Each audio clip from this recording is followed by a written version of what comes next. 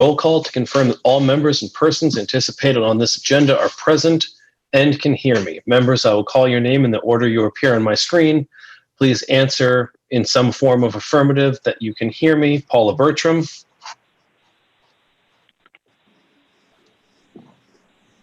Muted. Yeah, I just tried to unmute her. I think she's muted on her end. There we go. Paula Bertram. Present. Matthew Allison. Present. Matthew Brenner. I'm here. Tanner Cole. Here. And Eric Torgerson. I'm here. All right. I also know that we have Janine and Mike Cooper on the line. Can you hear us, Mike and Janine? You're muted on your end. We can hear you. Yes, we can hear you, Adam. Great, Thank you. thank you. And I know Ed McSweeney, can you hear us? I am, Adam. I can hear you fine. Great, thank you. And we just heard from Christopher Dobie that he can hear us, so thank you all. Good evening. In accordance with the requirements of the open meeting law, please be advised that this meeting is being recorded and broadcast over Lunenburg Public Access Channel, and this meeting of the Planning Board is being conducted remotely. The town of Lunenburg, in response to the COVID-19 coronavirus, is currently following the guidance from the Lunenburg Board of Health, Massachusetts Department of Public Health, and the CDC regarding the virus and steps communities can take to prevent the spread. And all town facilities are currently closed to the public, except by appointment and from 10 to 2 on Monday through Thursday. In accordance with the governor's orders suspending certain provisions of the open meeting law, General Laws, Chapter 30A, Section 20, all meetings are being conducted remotely.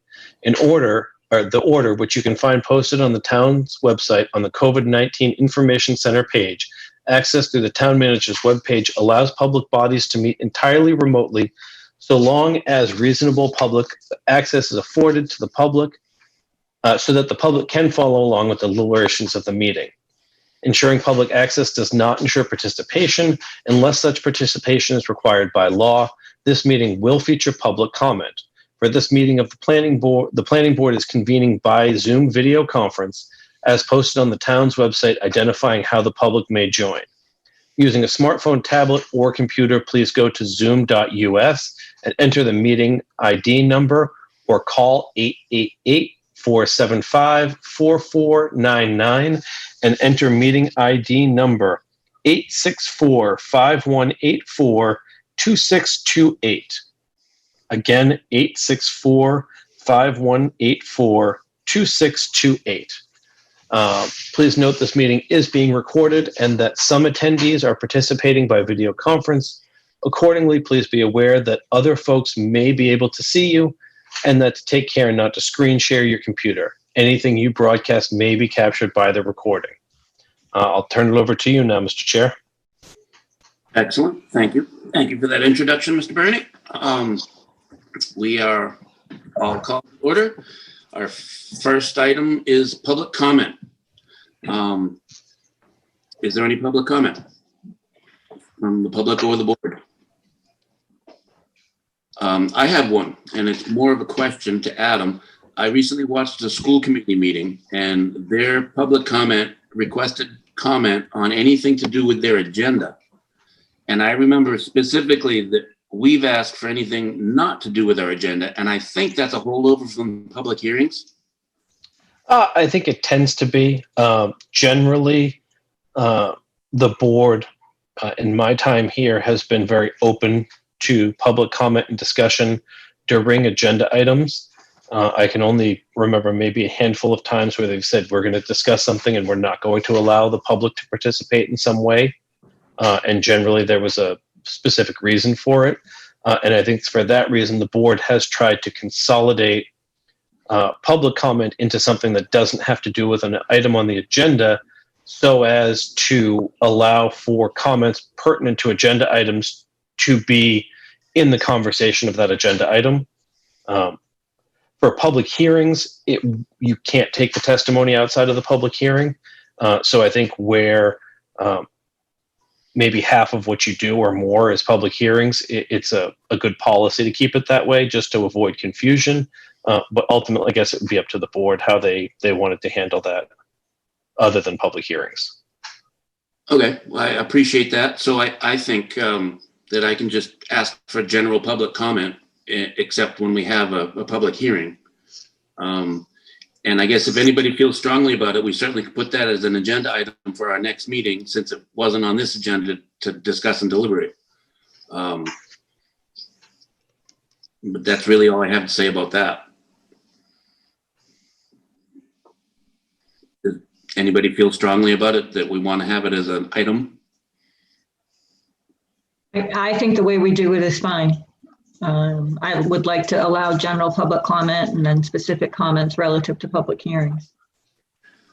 Well, I think that's the point that Adam made, is that we can't take testimony or input on a hearing outside of the opening and closing of the hearing. Right, which is, so the way we do it is, not anything not on the agenda, and I think that's the correct way to do it. Okay, maybe we should put it as an item, because I think that it's not, anything on the agenda is open for discussion, is my understanding, aside from public hearing. Right, and so that's what I'm saying, Matt. I think at the beginning of the hearings, you say, is there any public comment on anything not on the agenda?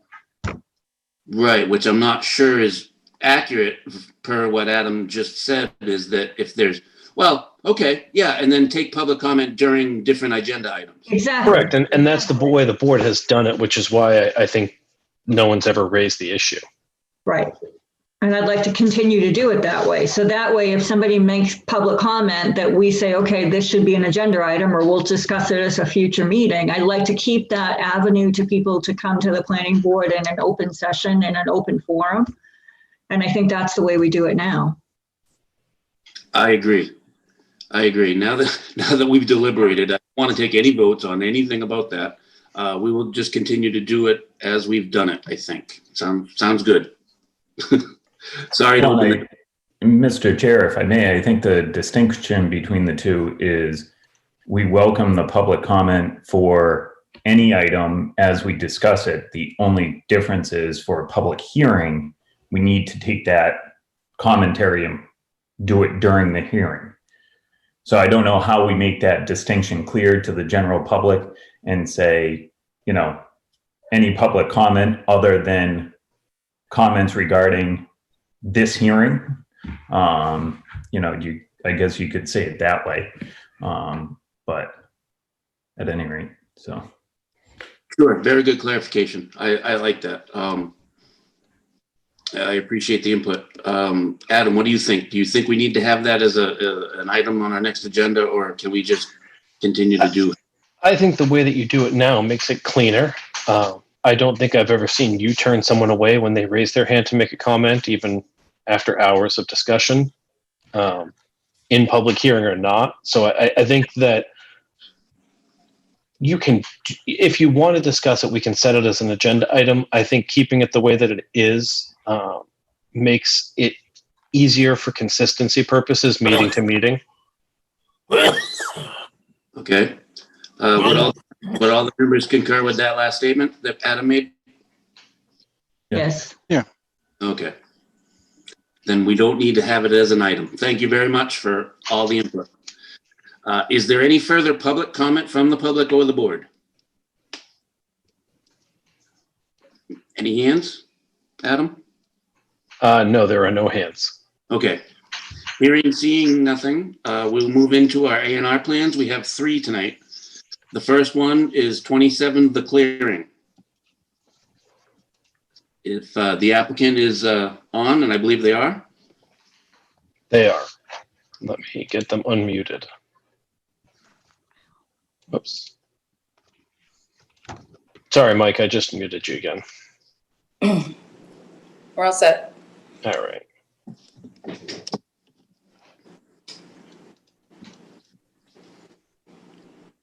So if you just tell us about the A&R plan, please. Oh, I'm sorry, the phone was talking to me. Were you talking to me, Christopher Dobie?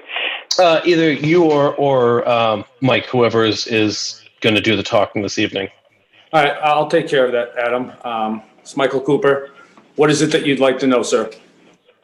I think they just want a quick rundown of what the plan is and the process you've gone through to get here. Well, we started off with providing all the information the town would need, such as surveying, Title V inspections, for this parcel of land that has a deteriorated garage on it. The general idea is to buy the garage and the small piece of land that comes with it, allowing setbacks that the town needs. And then we're going to update the garage, as the bottom half of it has been rotting in the ground for the last 40, 50 years. And we've kind of started moving around on that already. So the plan is to buy the property from Christopher Dobie. Okay, Yep, and the plan for me is still to sell the property to Michael Cooper, so I'm good with that. Okay. Yeah, it seems pretty straightforward. And I will mention to this board that the Board of Appeals, the Zoning Board of Appeals, has already weighed in on the ability for them to do this without creating a further nonconformance, if that's the correct verbiage, Adam. Yeah, the zoning board issued a special permit dimensional variation to Mr. Dobie at 27 to allow him to subtract the 1,654 square feet of parcel A. The combination of that with Mr. Cooper's property at 43 would make it more conforming, so there's no need to do anything there. And by granting that special permit to Mr. Dobie, they allow him to continue to have the parcel be a legal lot without interference for future sales or building permits on that lot. Okay. Does anybody on the board have any questions? Comments? Concerns?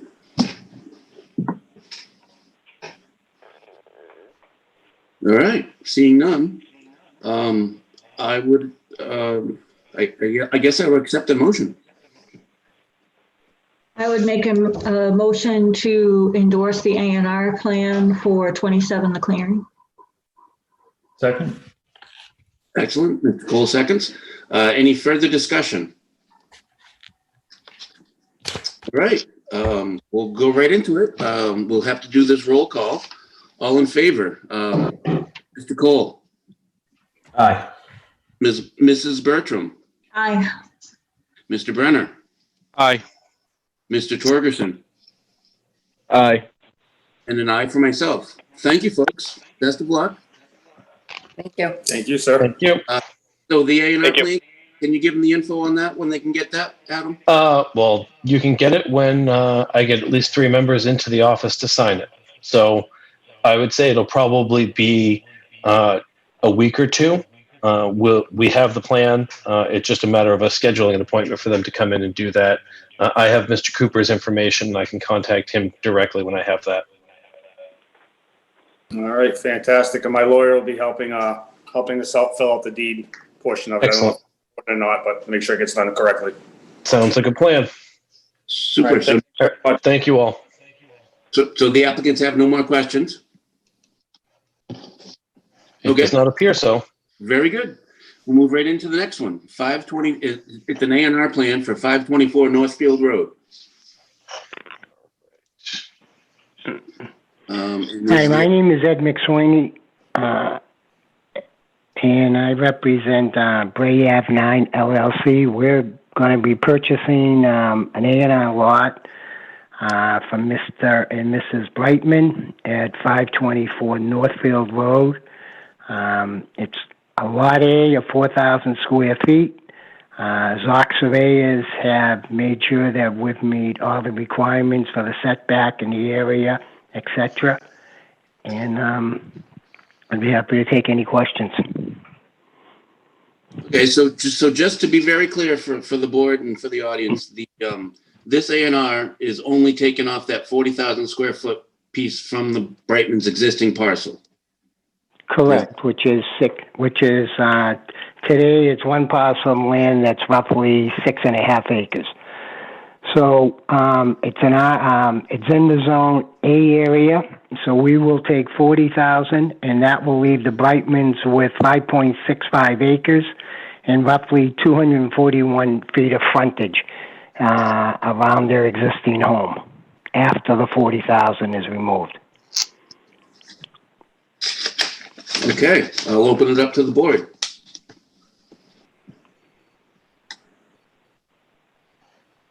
Mr. Chair, I've got a couple of concerns. One is, I don't think we've gotten any feedback from the Board of Health on this. That we have not. Okay. We did follow up with them last week, and there was no response. I imagine they're busy with the virus for the most part.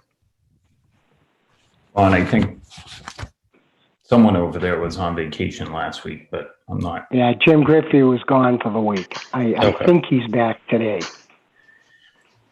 So my only concern with that is if they haven't signed off on it and we approve the A&R and down the road, the remaining house at 524 needs to update their system. May I talk to that, sir? Sure. What's that? We have paid for the application. Jim Griffey, along with Northern Engineering, basically, we went to the Brightman property approximately 6 weeks ago.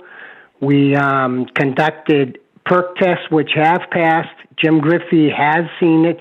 It has an approved perk test, and he is satisfied it not only meets the perk and we at that point, as part of the deal, and before we'll receive occupancy on the 40,000 square foot lot from the new house, we will be upgrading and installing a new 3-bedroom system on the Brightman property.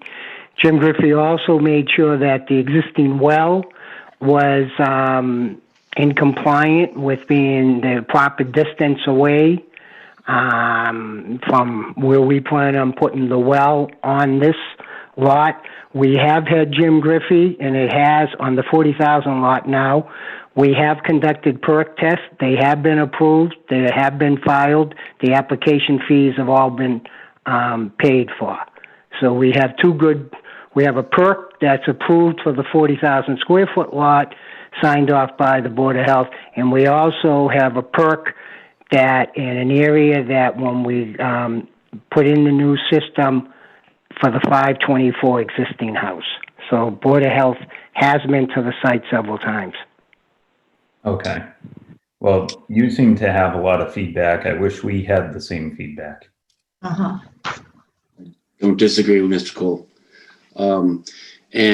Just to speak to the process of the A&R, none of that really should bear technically, legally, I suppose, on this process, because this process does not guarantee buildability.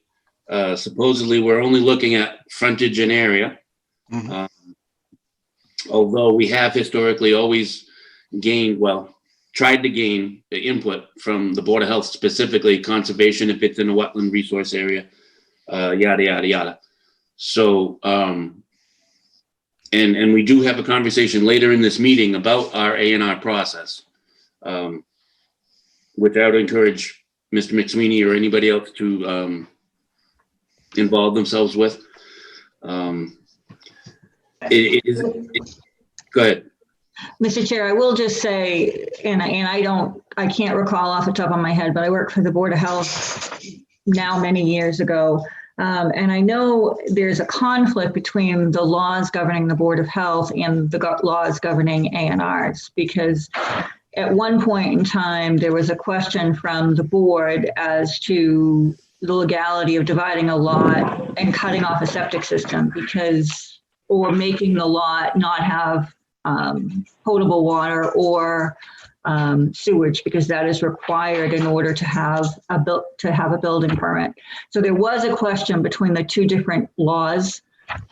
So I do think Mr. Cole's point is appropriate, and I really appreciate Mr. Sweeney's information. But as Mr. Cole said, I really wish that we had something from the Board of Health to that effect. I certainly don't disagree. Somebody else had something to say? Well, just to follow up on my comment, I mean, from the A&R process, the lot meets the requirements in terms of frontage and lot size. And obviously, Mr. McSweeney's done a fair amount of homework to ensure that they're not going to have an issue with the new lot or the house that remains.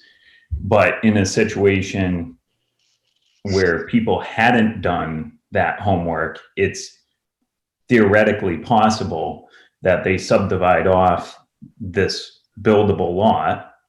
And whether it's buildable or not doesn't really matter, but they subdivide off a piece and break up the parcel. And then in the case of this situation, Mr. Brightman's home, if the septic system didn't pass Title V, he may have just sold off the land that he needs to build a system that meets all the requirements. And so then he's put himself in a hardship.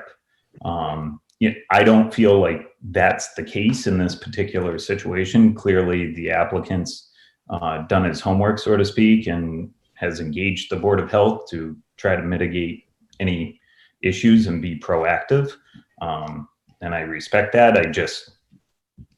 I feel like our previous A&R had a Title V and all kinds of documentation, and it was really well organized and clean cut. And here we have an application that doesn't have all that feedback.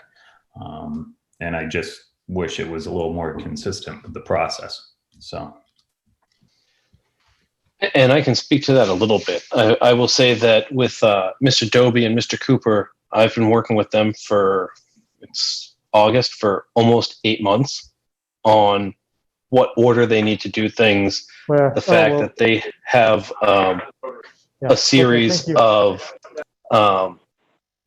circumstances that are odd and require a little bit more look at what they were doing. They were also incredibly responsive to providing that information. With this property, we've been dealing with it for a little bit. I've spoken with Mr. McSweeney, and I was aware that there was an intent to look at the Title V, but I was not aware of how far along they had gone. And we do send these out ahead of time, and we do rely on the individual boards, specifically the Board of Health, to give us information. So we can talk about this a little bit more when we talk about the A&R process. But I think, the clearing property was a slightly different situation just because of what it was.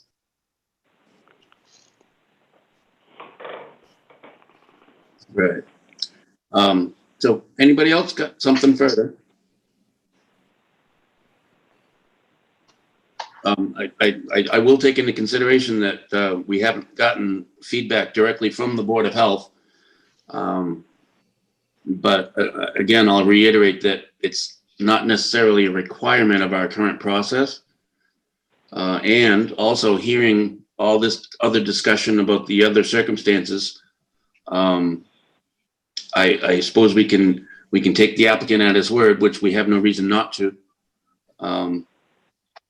And with the understanding that this is not guaranteeing a buildable lot, I don't know if that changes anybody. May I? Certainly. May I say Please. something? I think part of it is then when you say later today you're looking at a process, you might call up. We plan on building a house on it. So clearly we understand we make sure, because on the building application, the Board of Health has to sign off. So we're well aware, and that's why when we do our due diligence, and long before we'd come something to propose this, we make sure that they can perk, and that we tie the Board of Health in, because we're well aware if you are taking a parcel from an existing parcel, and if there's an existing home, that home has to have area that can support a secondary field. In this case here, we're not only supporting a secondary space, but as part of the agreement, their existing house would fail Title V, and they plan on selling it in a few years. So that was part of the agreement that we are going to give them a new system. But as builders, we know all that.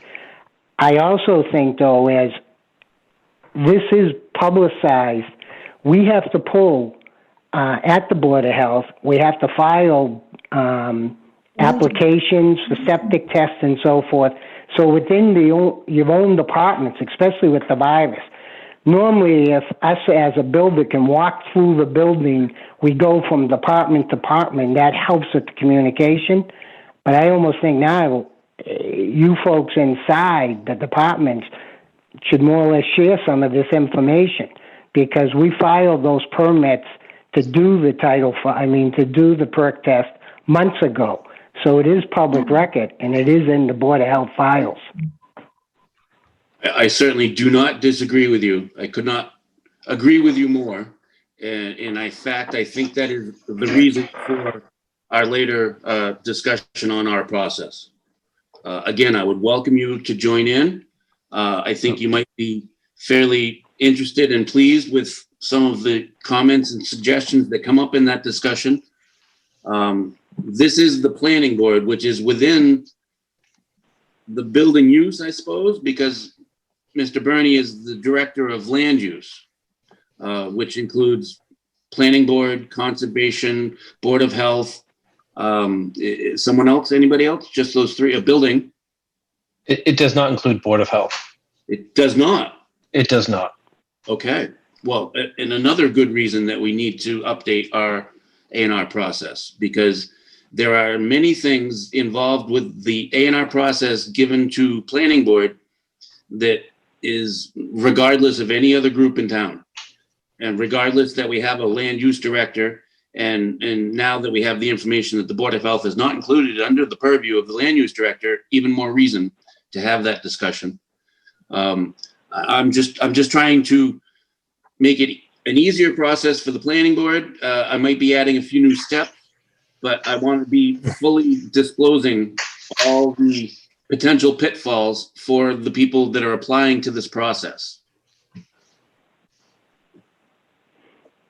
So I do appreciate your input, and I want to ask again if there are any more comments or concerns on this A&R before us right now.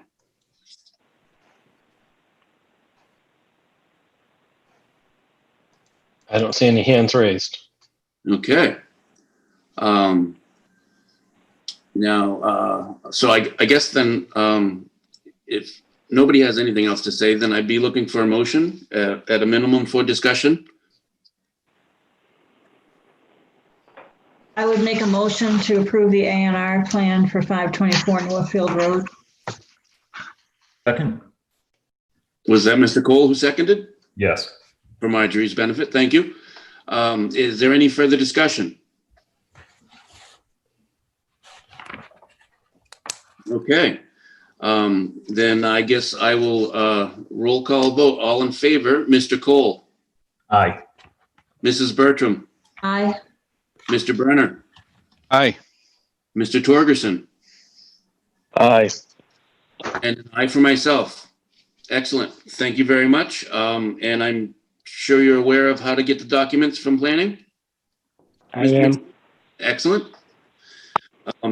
And just a word to the membership tonight. I hope that we can make a point to get to the planning office to get these documents signed in an expedient manner, hopefully. So, excellent. Congratulations, Mr. McSweeney. Thank you. So now I guess we move on to the A&R plan for 300 Holman Street West. Mr. McSweeney again, I assume. Correct. Mr. Chair, before we begin, do we want to address the A&R in the public hearing concurrently, or? Well, honestly, the thing that's lacking here is the shared driveway. So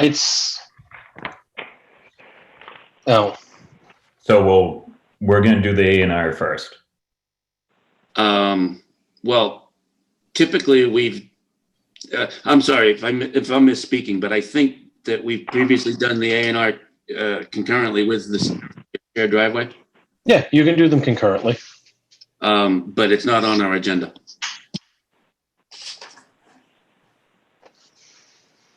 The Shared public driveway. hearing for Northfield Road is on the agenda for the scenic road portion.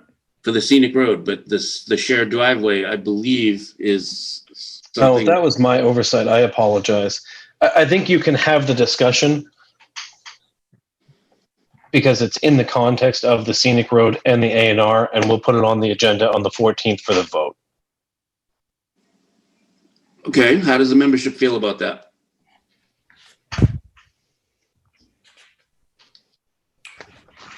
Hearing no conversation, I'll assume that everybody's okay with that. If anybody is not okay with that, please speak up.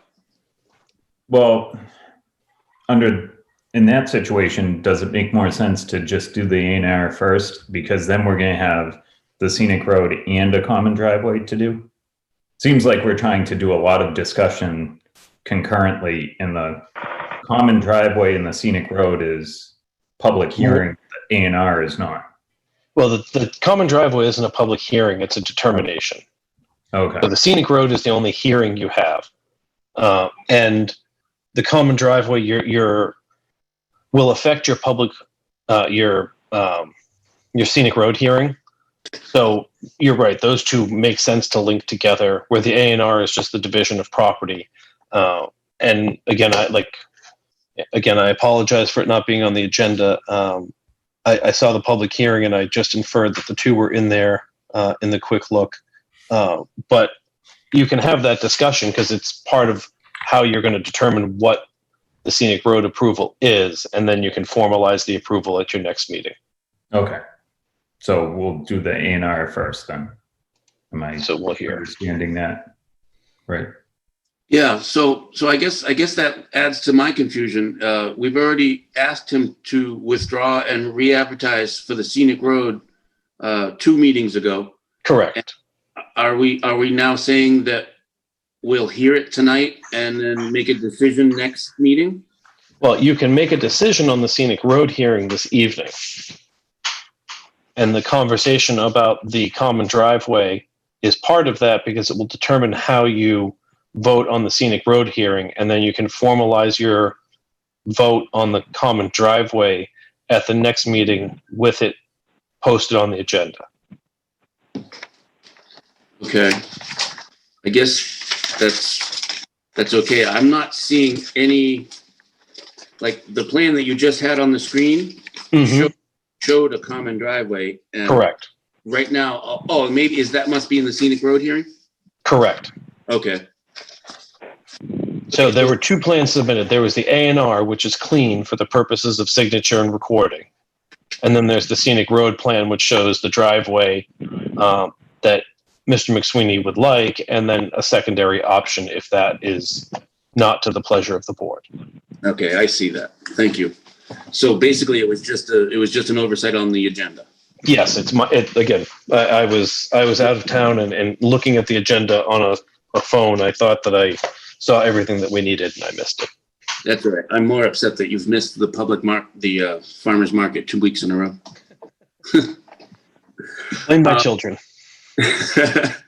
Anyways, so I guess it sounds like we can move forward with the A&R, and we might have a little bit of confusion on the scenic road hearing, but that we're all in agreement that this is on the up and up, for lack of better words.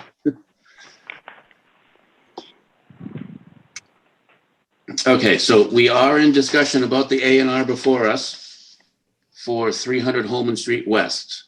It involves 5 lots or 6? 1, 2, 3, 4, 5, 6, 7. Looks like 8. No, this is Ed McSweeney. Yes. Can I say a few words here that maybe it might help clarify? Please do. So, lot 1 and 2, that has a date on the plan of 5/21/20 on lot 1 and 2.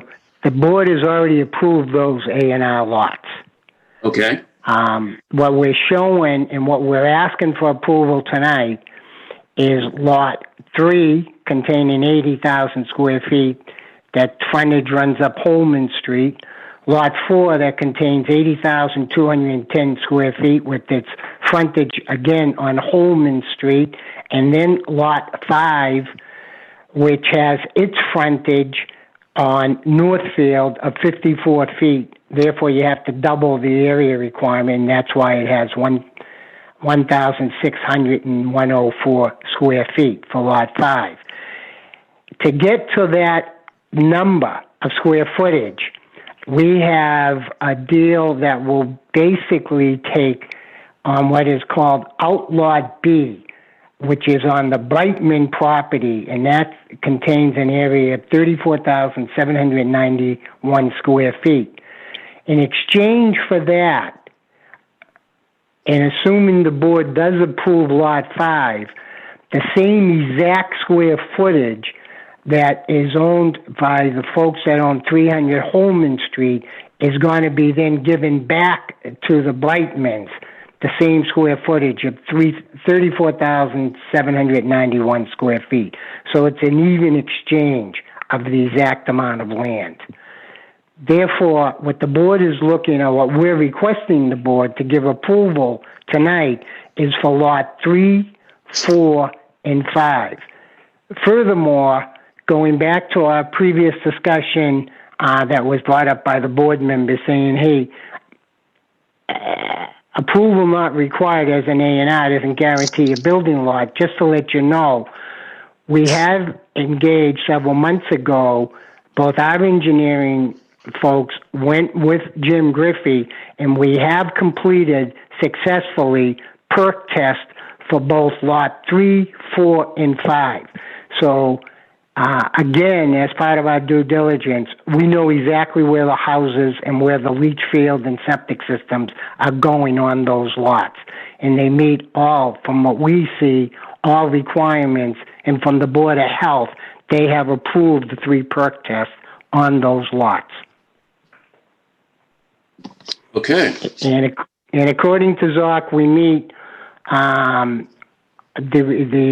requirements of the area, the frontage, the side yard, and the rear yard setbacks.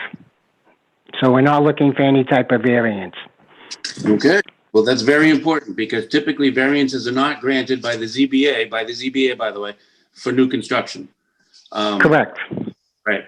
So my only concern with this is that you're showing further subdivision of Mark B. Brightman's property that I believe should have been shown on the previous A&R. Because that owner is not mentioned whatsoever in your Form A or the application that I can see. I'm not debating that, but on the advice of basically our engineer and surveyor, they thought it was cleaner if they didn't show it. So if you want them to create a plan, we'd be happy to submit that too. That was not done deliberately. That was on their advice to more or less show the Brightman plan as it was shown and then show the 2 outlet lots. So I certainly don't agree. It is much clearer here. I guess my question is to Adam as far as the legal process.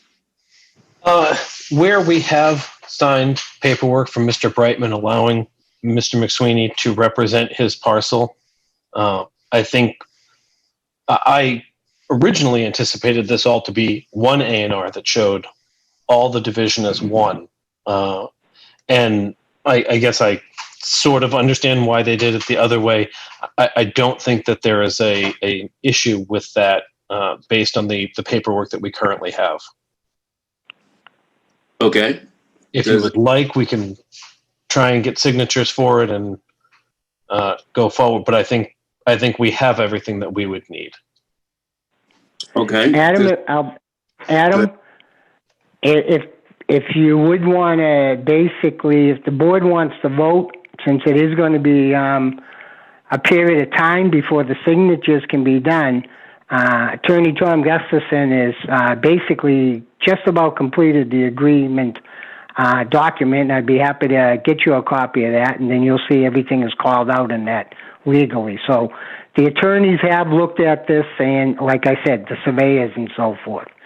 So we'd be happy to comply with any additional information you need. So I only brought that up to possibly add to the conversation later on our A&R process, but also as a technicality legal question. And we have gotten responses from both. Are there any board members who feel strongly one way or another about that?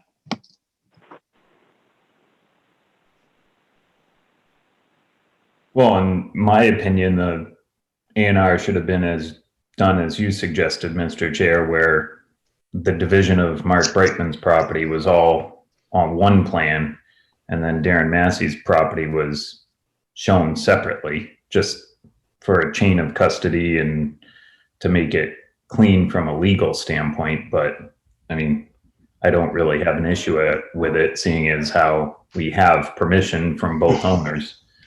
I think part of the problem is there's an exchange. So it would be impossible to show all of one property on one plan and all of one property on another plan. I guess it wouldn't be impossible. It would be less clear. It would have been, I think, easier if they'd all been shown on a single plan with all the owners on one A&R. Well, it is. Yeah, but may I ask a question? Again, I am calling in, but Adam, I assume you have shown the members the plan of lots prepared by Zoc on August 7, 2020. I mean, it does show. That's on the screen right now. Yeah, it does show the Lot A1 along with the outlet. I mean, you do see, and that was one of the requests on the board. That's why Zoc showed Lot 1 and 2, even though they've been approved, because in the last meeting, the board member said, geez, it'd be great if we could see one picture showing everything, and that's exactly what it's, to me, that's exactly what it's doing. It's showing everything. Sure. No, I don't disagree with you, Mr. McSweeney. I think that you probably could have saved yourself one application fee and shown us this single plan and gained what you gained the previous A&R, and assuming this is approved, this one, which is fine. And I'm not blaming anybody, but I think that this should have been addressed in the planning office. Just my opinion. So we've got this plan of land subdivision A&R for 300 Holman Street West in front of us. Is there any more board comment, question, concern?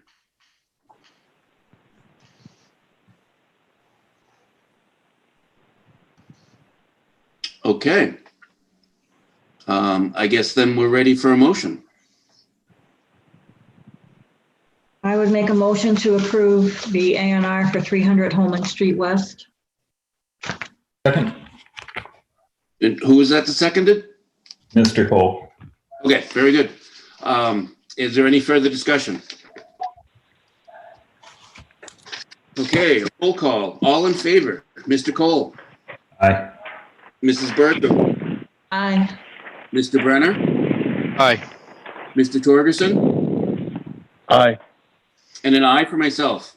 Thank you very much, Mr. McSweeney, for bearing with us, and best of luck on your future construction. Thank you. I do have a question, and I was trying to follow the conversation. So, and I'll ask Adam, but so on the scenic discussion, Adam, are we delaying that because? No, I don't believe so. Oh, okay, all right. Because we have two. Because on the Brightman lot, we're proposing a driveway there for that scenic, and then the scenic on for the Holman, the shared driveway. Correct. Okay, so, okay. Okay, so does that mean we're going to be seeing Mr. McSweeney again for a scenic road hearing? My understanding was you were going to do the scenic road hearing this evening. For two driveways, one being shared. Correct. The Brightman driveway and the potential shared driveway with an option for having two driveways to serve the two lots that are proposed to be shared by the common driveway. Okay, so the public hearing notice does address both lots. That it does. Does it mention that one of the lots is a shared driveway? I don't believe that it does because from the scenic road perspective, they're only looking at the removal of trees. True. The function of the driveway for single or double use is not necessarily relevant in that realm. It says 2 or 3 driveways. It does say 2 or 3 because in discussion with Mr. McSweeney and having had several common driveways recently, I suggested he come prepared to propose an alternative in the event that the board felt the common driveway was not something that they wish to entertain, and to avoid having to delay or re-advertise the scenic road hearing. Mr. Chair, if I may. Yes, please. I feel like we would be better off, from my perspective, to address this with the common drive once that application is in. But I did want to share a couple of observations with the applicant just so we can clarify some details. One is, unless I'm missing a plan, the plan I have does not show a driveway for Lot A. So we need a driveway for Lot A. And then the second If I observation. can answer that, if I may, Adam, if you show the Brightman A&R plan, on the right hand, you'll see proposed 12-foot drive on Lot A. That's where we had included it. Zoc basically calls it out there. Okay, so it's on the other plan. My We know he's. is that this plan looks a lot better than the last plan that was submitted, but it's still not engineered in any way. It doesn't locate the existing openings in the wall. It doesn't locate the driveway setbacks. And I just think, especially when it comes to the common driveway stuff, we've held people to a much higher standard and asked them to provide full engineering for these plans so that the driveways can be physically located. And I don't think this plan meets that. Well, again, if I go to the Brightman plan, and if you look at that driveway, from where the pin is in the ground, it's exactly 25 feet off the property line, and it'll be a 12-foot entrance. And at that exact area, we have marked it with stakes. It's basically an existing path that was a log path, so there's a wide open in the wall. So it's pretty hard to miss. We're going to be removing 5 saplings, 2 trees that have a circumference of about 11 inches. We've got 3 stumps that have to be removed, and 1 being a really large one. And in the middle, behind the wall on the property, there is a broken tree that we're going to remove. So I'm not really sure how much more you want. Zoc basically has measured it. It's 25 feet. That's the start of the driveway. He has indicated it on the plan. I guess I'm not really clear to what extent the board is looking for information for the scenic routine. I had marked it. Jack had gone up from the Department of Public Works. He came back. He said it was fine. He said you picked a great area because there is no stones there, so the board should be happy with that location. And I'm not sure how much more you really want us to do. Well, to reiterate Mr. Cole's comments, at a previous hearing, we had asked you for engineered plans. And this is simply a copy of our assessor's map with sketched over, which honestly, it's not the greatest thing for us to be looking at, but I also have been on site, and as has been stated, the driveway for the piece carved out of Brightman's lot is within an existing barway in the stone wall. They have clearly marked the trees to be removed.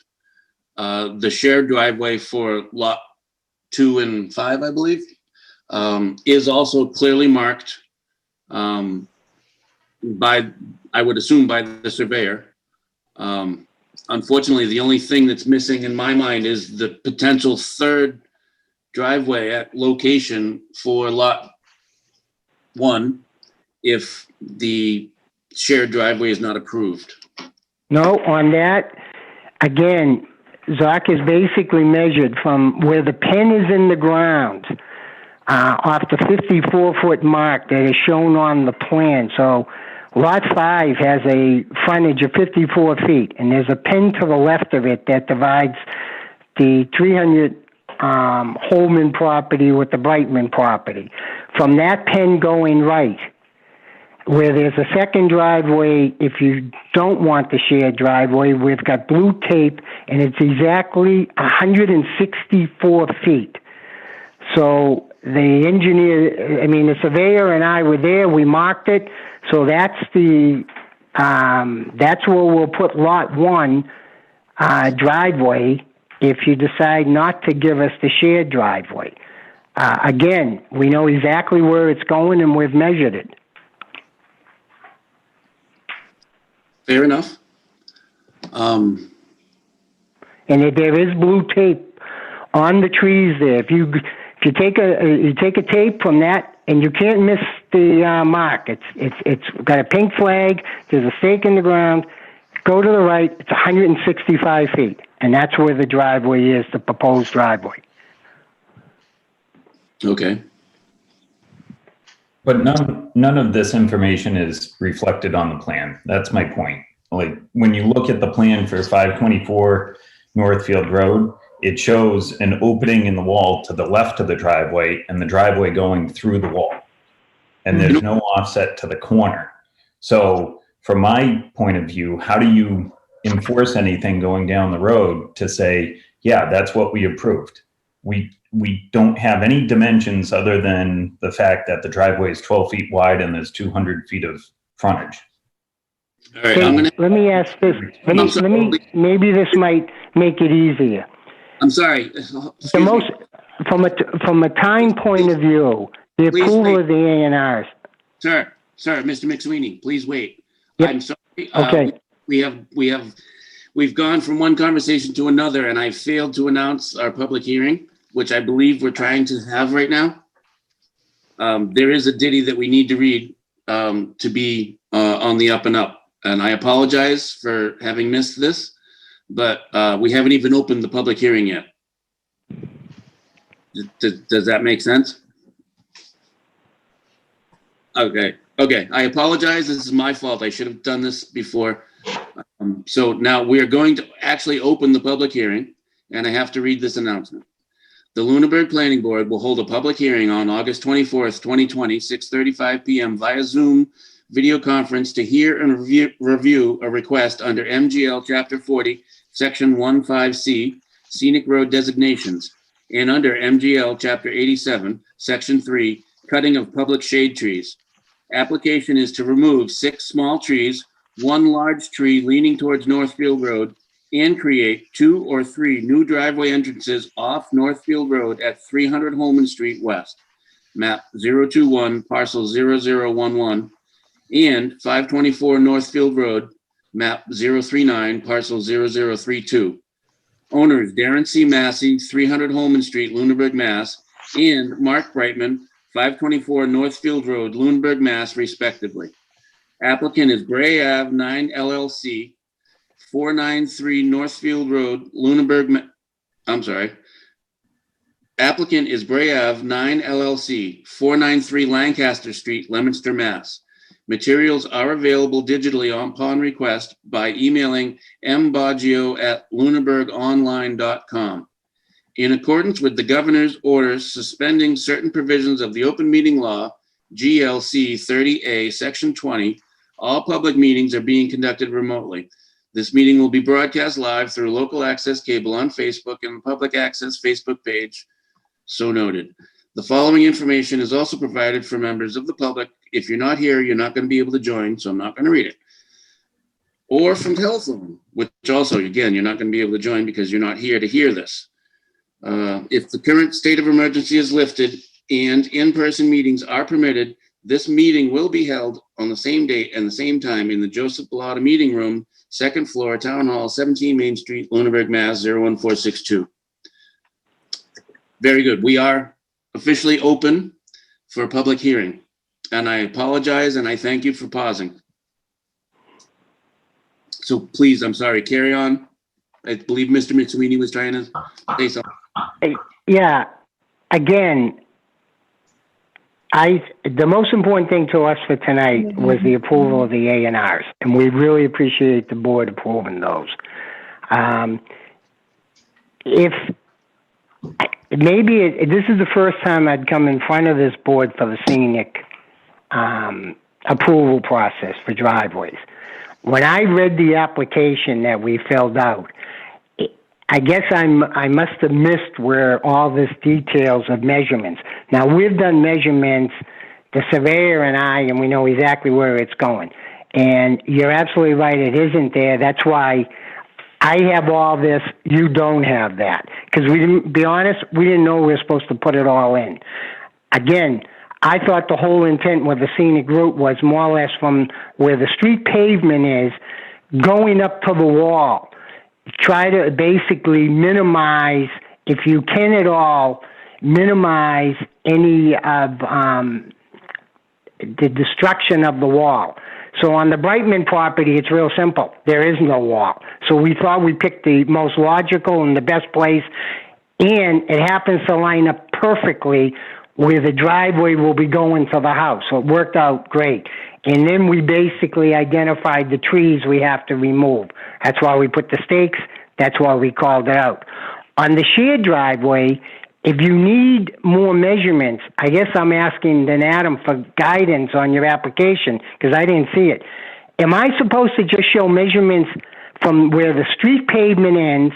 There's basically a common area of roughly 25 feet to the wall. Or do you want it then to go from there all the ways up through the property? Because where the house on 5 is, it's roughly going to be around 200 and some feet off. Do we have to show that also for scenic route approval? No. The scenic road So only that's covers... why I'm not really sure. I thought we had met it in the spirit of the law is more or less try to put driveways in locations that'll do the minimal, and then once you get the driveway there, we've already agreed that we're going to go to the left of the wall and to the right of the wall and refurbish the stone areas there and clean them up. I didn't realize I was supposed to then go on the land and describe exactly where the driveways are coming up and where they're going from the common drive going on 5, where how far up I'm going to be, and then where I enter on lot 1. If you want all that data, we'll supply it. We have it. I didn't realize we were supposed to. I think what Mr. Cole is asking for is the measurements along the frontage of the location of where the driveways will be. And I think and as you can see, I have it. And if you need a plan that shows it, we'll be happy to provide that. And I think his intent is to ensure that the order that the board writes has some enforceability over time and is not just, okay, see these dashed lines here on this plan that doesn't have a scale on it, although it is a scaled plan because it's the A&R plan. We can make sure that the driveways are installed where they're intended to be. Now, if that's not what Mr. Cole was looking for, I invite him to correct me, but that was what I heard him ask for. Yeah, and in terms of the scenic road, we're only concerned about the frontage, but when it comes to the common drive, I think that same level of detail needs to be applied to the common drive. Correct. Mr. Chairman? Yes, please. Additionally, on the scenic road, we're specifically concerned about rock walls. And my concern is if you look at the photographs that were submitted and Mr. McSweeney's statements, The proposed driveways are not going where existing rock walls are, but if you look at the plan, the dotted lines go directly through rock walls. So there's a disparity between the photographs and the plan. So I'd like the plan to accurately show where the stone walls start and stop, because that's one of the concerns is the rock walls as well as the trees. So it would be cool if that was more accurate. Can I comment on that? On the Brightman one, there is no stone wall. On the shared driveway, the proposed shared driveway, there's an area that has basically the stone wall at the height of say that particular stone wall in Northfield, in that general area. The wall that's intact might be around 2.5 feet high. Where we were proposing to go through on the 300 Holman, there are rocks on the ground. So, I mean, they are technically, it is a stone wall, but it's also the area that has the least amount of stone that we could select from. And that's why we decided to pick that particular area. So it isn't like the Brightman where there is clearly no stone wall. On the Holman, it's it's where the wall has basically, for lack of a better word, decayed. There are stones on the ground, so technically that's where the stone wall is, and you can still see it. I agree with that. So it's not like the Brightman where there is no stones. Okay, I'm getting more and more confused. So the plan that we're looking at right now that Adam has on the screen is showing 2 potential driveways, both with one shared driveway and one other driveway, both on Northfield Road. Where does the driveway on Holman Street come into play? Because you mentioned a driveway on Holman Street. We're not talking about a scenic road hearing on Holman Street. No. And I said Holman 3. I meant the address 300 Holman. It's not on Holman. I'm sorry. Okay. On the Dr. Massey land. I'm sorry. Okay. So we have a plan that shows a lot 1 showing just the beginning of an option 2 driveway.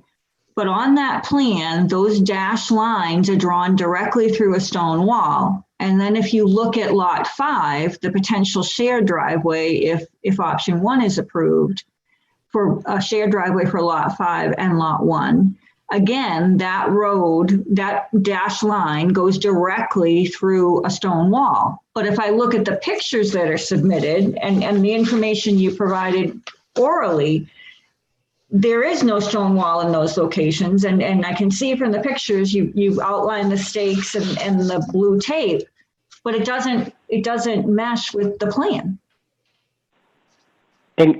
But the plan is the surveyor shows if you're looking, are you on the plan? Are you basically thinking that that's stone wall because there's these little circles and that indicates a stone wall? Yes. Okay. In reality, again, on the Brightman lot, there is no rocks there, so there is no stone wall where we want to enter, and it just happens to line up perfectly where we want the driveway. So that's why it was easy to select that area. When we go over then at the property line, if you look at, on the map, you'll see the property line. Where we have the dotted lines going through, where it says 54 feet entranceway, the reason we started there is the integrity of the wall going from there, basically 254 feet, as it's the frontage for lot 5 and the frontage for lot 1. That particular area, the integrity of that wall is that I'll say it's porous, but there is still some rocks. So, I mean, if you look, you can tell, in essence, there's a rock on the ground, there's no other rocks on top of it. That was the place that we decided to go through because the integrity of the wall was the least there, and we said that's the best entrance.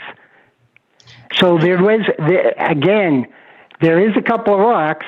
It's clearly left from the wall that at one point, as you then look to the right, and you see that the integrity of that wall is much, it's more intact. that area we went through at some point in its past history had the same integrity. Today it doesn't. But again, in the spirit of the scenic route, that's why we decided to go through at that area. There's some broken trees in front there, and that's where the rocks are the least. And that's why we selected that area. I completely understand what you're saying. All I'm saying is that on the plan that's submitted, that's entitled Lot 1 and 5 Scenic Road Plan 8720, it clearly delineates breaks in the wall. There are areas that it shows the rocks, and then there are breaks. As Adam said, I don't know if it's accurate to scale because there's no scale on the plan. It would be helpful if there was a scale on the plan, and we know that this is not a reduction of the A&R plan. But in the area that you show, the 54, where you talked about the 54 feet, it does not show that break in the wall, which your pictures do. So I understand what you're saying. It would be helpful if that was depicted on the plan. And where your proposed option 2 is, it clearly shows a very long stone wall. If we went with option 2, would we have to remove an existing a portion of the existing stone wall? It's similar to the picture. Like I said, there's very few at that point, and that's why we picked it. There are stones laying on the ground. That at one point in the time, that was the baseline of where the stone wall was fully intact. Today, there's just remnants of just some stones. Okay, and that's why we selected that area. Okay, so both option 1 and option 2, you're saying there's existing breaks in the stone wall. No. On option 1, the shared driveway. If we've got the potential of the single driveway going into lot 1, that wall there is fully intact. Okay, that was my question. Okay, that was my question. And it has healthy trees. Okay, thank you. That was my question. Before we get too far into this, this scenic road application is for 2, potentially 3 driveways, but we're only seeing the 1, potentially 2 driveways. Mm-hmm. As described by the applicant, the Lot A driveway goes through the existing opening, which is called a barway, where there's been a break in the stone wall to provide access previously. So that would be an ideal location in my mind for a driveway for Lot A alone. And then when we get into a shared driveway, our regulations state that a shared driveway must straddle the property line at the frontage. The problem here is you've got stone wall, and most likely the boundary markers are drill holes in the stone wall. Correct me if I'm wrong. On this particular one, lot 1, there is an iron rod in the ground right next to the rocks where the wall is. And that happens to be the boundary line that everyone is using. And it is marked with a pink ribbon, so it's easy to find. Okay, but I'm just suggesting that you may have a problem gaining consensus on the board for a shared driveway that does not follow our bylaw or our regulations, or wherever it's written that it's supposed to straddle the lot lines of the 2 lots being served. Mr. Chairman? I'm aware of that, and that's why, and talking with Adam, and I really appreciate his advice, that's why we basically showed the proposed for the single driveway for lot 1, if need be. And then for lot 5, if that has to be a single driveway, we will not go, we'll just basically make it go a little more to the left and come in on that same area at that wall there, and then just go straight up to lot 5 and then ask the board to approve lot 1. And again, I can supply, for tonight's meeting, there is clearly confusion, and it's more or less go back to last meeting, the A&R. It takes time for all this paperwork to catch up. I'll just have the engineers, and we'll submit another plan for the shed.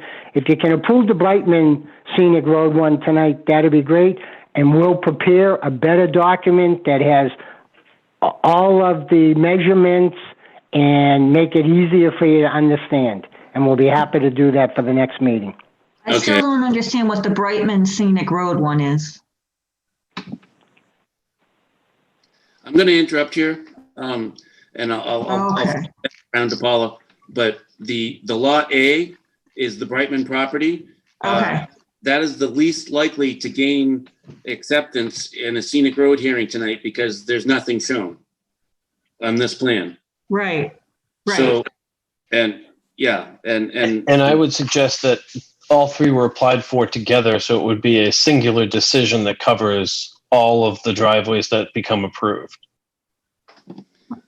And then further, I suggest, and this is my personal opinion, that you investigate shared driveways coming off of Holman Street. I don't like the idea of having more access to Northfield, which has recently been repaved. People speed. It's a scenic road. It's full of farms with animals. It's just not the place to have numerous entrances and exits, in my mind. I don't think the lots in question have frontage on Holman Street, however.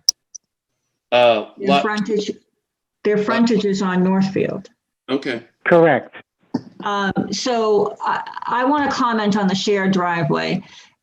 If we can get a plan that accurately depicts the stone walls, including dimensions, and accurately depicts the entrances of the driveways within that stone wall area, I would be personally, and this is just me, I would be inclined to consider a shared driveway that allows for limited disruption of the existing stone walls. So that's my personal opinion. And I like the idea of a shared driveway to reduce impervious area.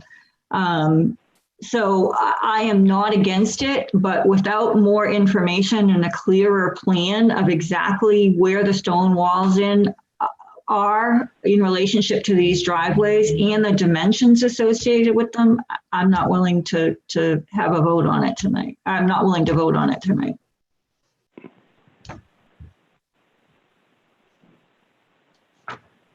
Okay. Mr. Brenner or Mr. Torgerson, do you fellows have any input at this point? My thoughts very much fall in line with what Mrs. Bertram said in terms of I would be more inclined to consider the shared driveway for Lot 5 and Lot 1 together if that is what's going to allow us to have the minimum breaks and maintain kind of the integrity of the scenic road. That said, I would also agree with what Mrs. Bertram and what Mr. Cole have said, that because these plans aren't engineered, I would be hesitant to vote, and I would not want to approve something where it's not clear that our vote can really be enforced, where an engineered plan with specific distances would make that doable. Excellent. Very good input. Thank you. May I comment? I had asked Mr. Torgerson to add it if he had anything, and then you can follow with. Thank you, sir.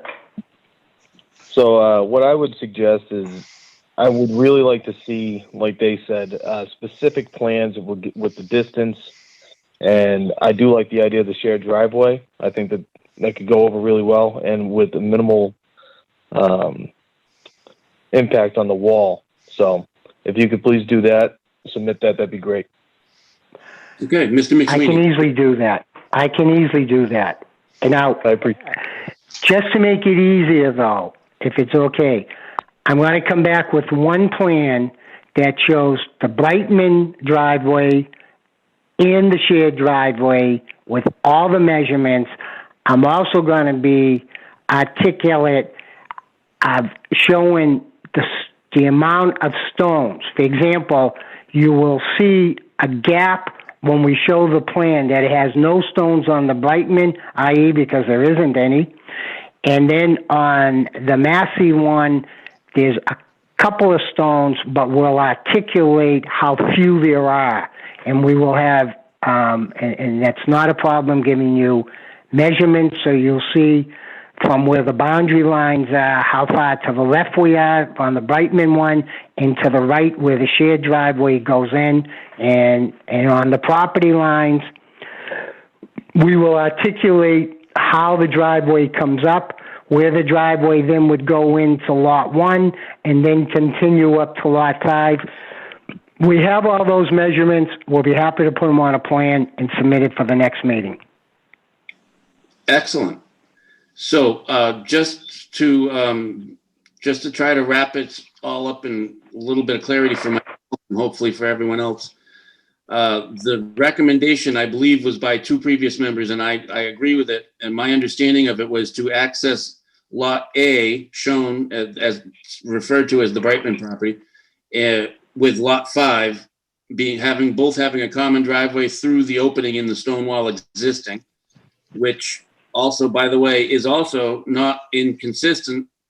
It is inconsistent with the way our common driveway regulation is specified. However, we are preempting that by agreeing that that would be a benefit rather than a detriment, and that we would let that slide. Mr. Chairman? Yes, please. No, that's not my understanding. My understanding is that the Lot 1 and Lot 5 would remain a shared driveway because the stone wall on all of the frontage of Lot 1 is intact and heavily treed. So I personally would prefer to see the shared driveway serving Lot 5 and Lot 1, because according to Mr. McSweeney, the area that is proposed for that shared driveway does not contain a significant stone wall. Once we get that information on a plan. Additionally, as you said, the proposed single driveway for Lot A or the Brightman property is also located in an area where there is a break in the existing stone wall. That's my understanding. So I'm looking for the driveway plan for Lot 1 and Lot 5, the shared driveway.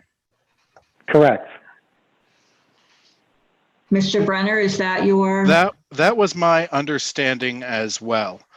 If there was something else discussed in the past about a shared driveway for Lot 5 and Lot A, I would not be opposed to seeing that as well, certainly, if that would be another way to effectively to limit damage to existing stone wall and trees. Well, I'm sorry. I was the one that brought the common driveway up between Lot A and Lot 5, only because the markations existing in the road right now that have been delineated by the surveyor, as far as I understand, don't include anything on Lot 1.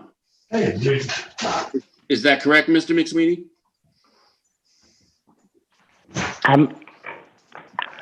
There is an area,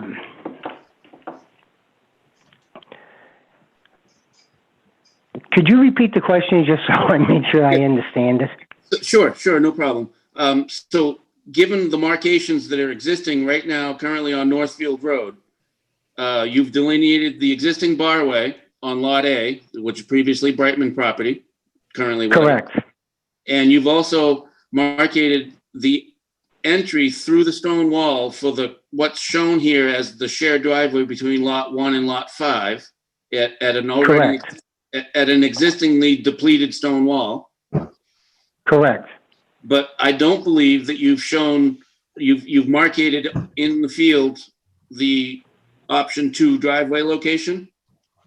No, there is. If you go 165 feet up, you'll see blue tape at a roughly 12 feet entrance, exactly where it would be going through. Very good. That would represent where we'd put the proposed 12-foot driveway on Lot 1. And just to reiterate, my understanding is that 12-foot driveway where you've shown option 2 would require removal of a portion of the existing stone wall. Correct. The stone wall is much healthier there than where it is where we're asking to do the shared driveway. And that's okay. So again, I would be. If you drive by there, it's quite obvious. So you'll see. I would be more amenable to the shared driveway for Lot 5 and Lot 1 as proposed, and a separate driveway for Lot A. But I look forward to seeing it on a plan, and definitely will be taking a drive by to walk it myself. And I have no problem providing a plan for the next meeting. Super. So Mr. Torgerson, did you understand it the way that I misunderstood it? Or, did you understand it the way that I didn't? as Mr. Brenner has already suggested, that he understood it the way I didn't? I was pretty confident in the way I understood it, and I think it's pretty. I think I understood it the way that you didn't understand it. Okay, very good. Excellent. So I'm the odd man out. Mr. Cole. Just a couple of quick comments. I believe our driveway width at the road is 15 feet in the bylaw. Am I? I'm not gonna. I don't know. I don't think. I'm not sure. And then on the plan we're looking at right now, it looks like that common driveway is coming in right at the lot corner. I can't quite tell, but Pretty close. It is, but we'll make that very clear, and I will make sure it's marked properly. okay, because But for all intents and purposes, sir, it's coming in real close to exactly where the property line is. It's not Okay. at the property Well- line. I'd say it's about 2 feet to the right of it. That's where the beginning of the driveway would be so requested. you'll just want your engineer to review the bylaw. My understanding is the side yard needs a 5-foot setback from the driveway.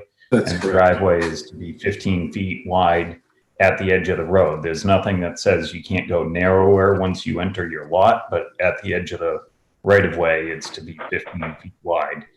And then the only other thought I had was about public safety equipment. And I don't know what triggers the requirement to have a turnaround, but lot 5, it looks like their driveway is going to be 300 feet long. So I'm not sure how that pans out, but I know in previous applications, we've seen turnarounds built into the driveway to allow for emergency vehicles. So That's often done as part of longer driveways where both houses are at the terminus of the driveway. okay. You're passing by one, this would be sort of similar to any of the houses on Lancaster up on the hills that have the really long driveways. And oftentimes, when they submit the driveway permit application as part of the building permit process, the fire chief is included in that review process, and he may say, oh, well, you have a clear area here, we should be able to, you need to give us something else to be able to tail the truck out into. Okay. Sounds good. All right. So just to wrap up, we're common driveway between lot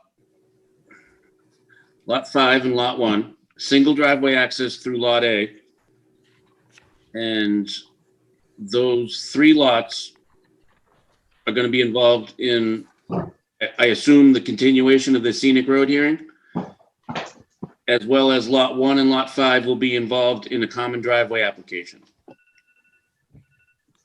That's correct. And we hopefully will receive feedback from the Board of Health. Is this something that we want to run by the fire chief at this point, or wait? Yeah, I will. I mean, I'll send it out to him when I have a plan. And as as just the idea of a shared driveway, it has the potential for two-way traffic, and 12 feet wide does not provide that. I would recommend that the width that is shared, at least all the way to lot 1, be wider than from that point to the lot 5 home. Is just another logistics comment. That's basically, we've got some due diligence to do, and we'll make sure we check all of your bylaws. So I appreciate the input of the 15-foot width, and if that's what the bylaw calls for, we have no problem adjusting to that. So we will have, when you see the plan, we will make sure we have checked all of the provisions that the town calls for driveways, et cetera, and the shared driveways, and that will be incorporated into the plan. Okay, so Mr. McSweeney, are you agreeable to continuing this public hearing? for the scenic route, but I'm all set for the A&R, correct? We've already unanimously approved that one. Yep, scenic, I'm 100% supportive of continuing it. Oh, so we've actually already approved 2 A&Rs for you tonight. Correct. Okay, so it is just the continuation of the scenic road hearing with the addition of a shared driveway to be at the same time? Correct. Do you have any more questions for us? Nope, all set. Does the board have any more questions or comments for the applicant? I just have a question as to whether or not Mr. McSweeney thinks he can turn a plan around in 2 weeks, or if it doesn't make sense to move this hearing, continue this hearing to the second meeting. I'll have a plan in 2 weeks. Okay. Okay, and just because this is a public hearing, do we have any public with us? Is there anybody that would like to say anything to this point about this public hearing? And I'll defer to Adam for the hands. No hands that I can see. Nope. Okay. Then I guess at this point, and anybody is welcome to correct me if I'm wrong, but I think that we're ready for a motion to continue this public hearing to a date certain. 14 September, 6:35. Moved. Second. Okay, that was Mr. Brenner. Yep. Very good. Any further discussion? Okay, so all in favor, roll call. Mr. Cole, Aye. Mrs. Bertram, Aye. Mr. Brenner, Aye. and Mr. Torgerson. Aye. And an aye for myself. Excellent. Thank you, Mr. McSweeney. Very, very workable and patient with us. Thank you very much. No, I thank you all for your patience and your input, and we'll work it through, and I appreciate the opportunity. Thank you very much. Have a good night. You as well. Thank you. Too. Excellent. So now we have, it's really not clear, but we have 361 Mass Ave, Bright Farm update. So is this a discussion? This is just an update? This is a pre-submission discussion with the folks at Bright Farms. And he was just here and he seems to have disappeared just as I went to unmute him. Uh-oh.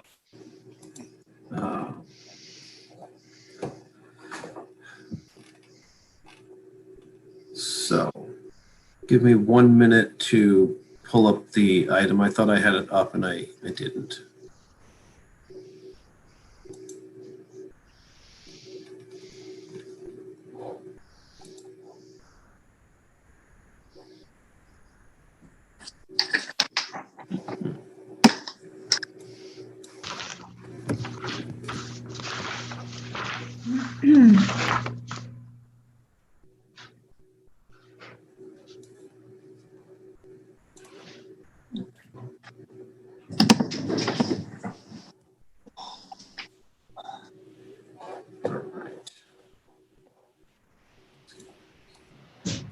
There you are, Sean. Sean, you're muted on your end. I'm sorry, Adam, were you speaking to me? Yep. Sorry. No, I was speaking to Sean O'Neill from Bright Farms. Were you? Can you hear me now? We can. Great. Okay. Hi, everybody. I'm actually pulling into a park and ride that has good Wi-Fi. I'm actually on my way back from Lunenburg, delivering plans. So you all will get a big kit here shortly from Adam. So thanks I want to thank everybody for taking the time. I live in Western Mass and I serve on boards and commissions, and I know that you're cutting into family time, and this is all volunteer. And it's one of the things I love about Massachusetts is we've all got it's really this participatory democracy, and so I appreciate everybody taking the time and visiting with us on this. I have a short deck. You want to skip the intro, Adam, and just we'll look at the plan, and I'll give a general overview.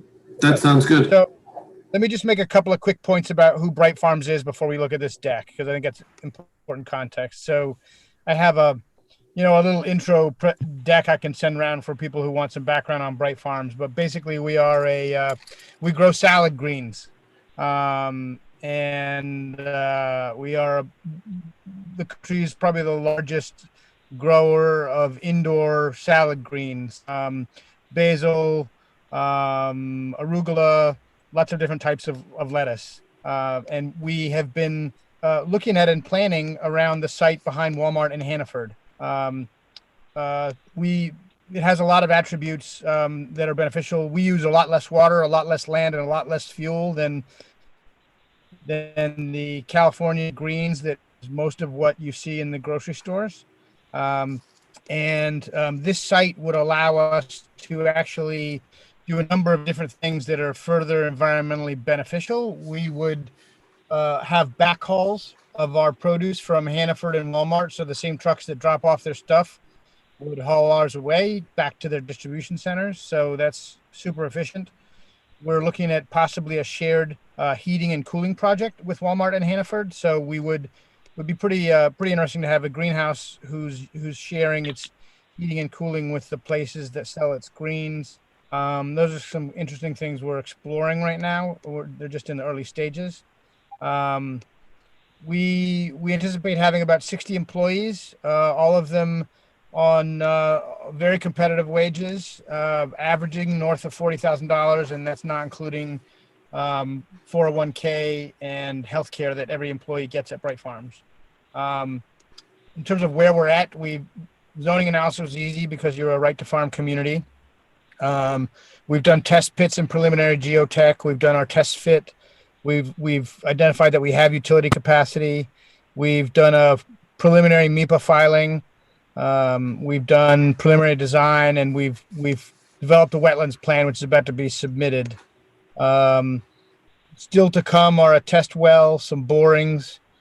We've got to confirm the costs of water and sewer extensions, and the cost of gas and electric extensions. We've got some additional surveying to do for our A&R, which is not submitted yet. As I understand the timing, we have a little more time on that, but we would like it to be roughly, concomitant with site plan review. And so that's kind of where we're at. The on your screen is an image of what we're planning to do. We have the easements necessary to run the roadway, the service roadway that comes off of Massachusetts Avenue and past Walmart and Hannaford, and we would just extend it. So the necessary easements are in place to do that. We would come around to the east and then up to avoid a wetlands, and we would actually increase the size of that wetlands there, mitigating a very poor quality wetlands that is where we want to develop. There's about 11,000 square feet of what you would call non-jurisdictional wetlands there. Non-jurisdictional meaning it would not meet the state definition or the federal definition of wetland. We would make a better wetlands down in the sort of the crook of that driveway, which will be a natural sort of berm there. We would intend to build the project in 2 phases. So you see in yellow there's about a 270,000 square foot greenhouse, and then with a head house on that next bit to the north is a head house. And then the second phase would include basically a doubling of that facility. We would go from 60 to probably 110 or 120 employees. I think I'll stop there and just see, I'd be interested, without going too deep into details, which you will have in considerable depth in the papers that I filed today. I would be interested to talk process, so that we can get our SWIP reviewed and the site plan reviewed roughly at the same pace, and then we'll submit the A&Rs as well. Okay, well, thank you. So can you briefly tell us who you've visited in town already? Who have we visited? Well, we had a preliminary meeting Adam set up with some of the folks on the staff of the various folks who would need to review and approve. So we've spoken to the fire chief. It's because of the fire chief that you see two roadways going on either side. So there's access from either side, which was something he wanted. We've spoken to the sewer district, both Lunenburg and Fitchburg. And we have a meeting with them in 2 days' time to review the access that we've lined out to run the pipe up from Mass Ave. I've met with the water district, and they have sufficient water for us, although our plan is to do rainwater capture and use mostly that, and we'll also do a well on site if it looks like we can. Apart from that, I've met with the town manager. And Adam. I'm trying to think if there's anyone else I've spoken to. I think that's mainly it. I haven't spoken to anyone from the CONSCOM except to receive a message from them that they'd like to see an easement on the map is actually looking. The map is running east-west right now, but it would go. But actually, the north is from, if you look from Massachusetts up, that's northerly direction. So thanks, Adam, that's helpful. So on that east side there, the Conservation Commission wanted some kind of pathway or easement to access public open space, which we've kind of drawn into the plan, and you'll see it in our submission. So we did get that from the CONSCOM, which was a request, which we've already built into the plan. Excellent. Now, I actually watched that meeting and was going to bring that up, but they've reached out to you, but you haven't met with them yet? I don't know if we'll have a preliminary meeting like this with them, but our filing is going in I think 3 or 4 days. And then we have in terms of schedule, we're expecting the formal site plan review meeting with you on the 14th of That's September. correct. And our meeting with CONSCOM, I think, is the 21st, if I'm not mistaken, Adam. That sounds about right. Excellent. So the first I ever heard of you, your application or your intent, was at a Board of Selectmen meeting. Okay. Now, did that precede or was that after your staff meeting? Oh, sorry, I forgot to mention. That's a pretty important one. Yeah, we did do an intro to the Board of Selectmen. Yeah, we did do that. That was, I guess, about 3 weeks ago, maybe 4. Was that the initial? Yes, that's the only meeting we've had. We probably need to come back to them soon to discuss the TIF, but that's the only meeting we've had. Excellent.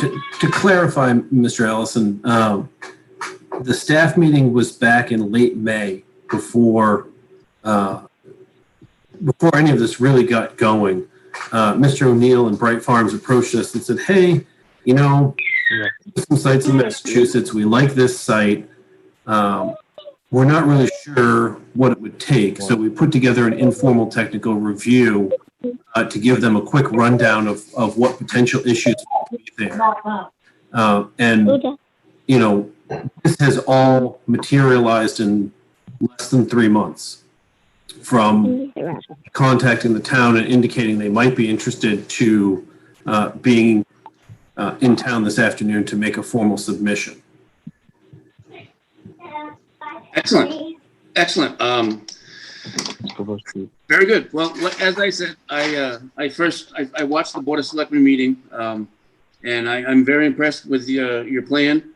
I've asked around, I've talked around different people and places. I did hear that you tried to get this. You had that, was it Dunstable?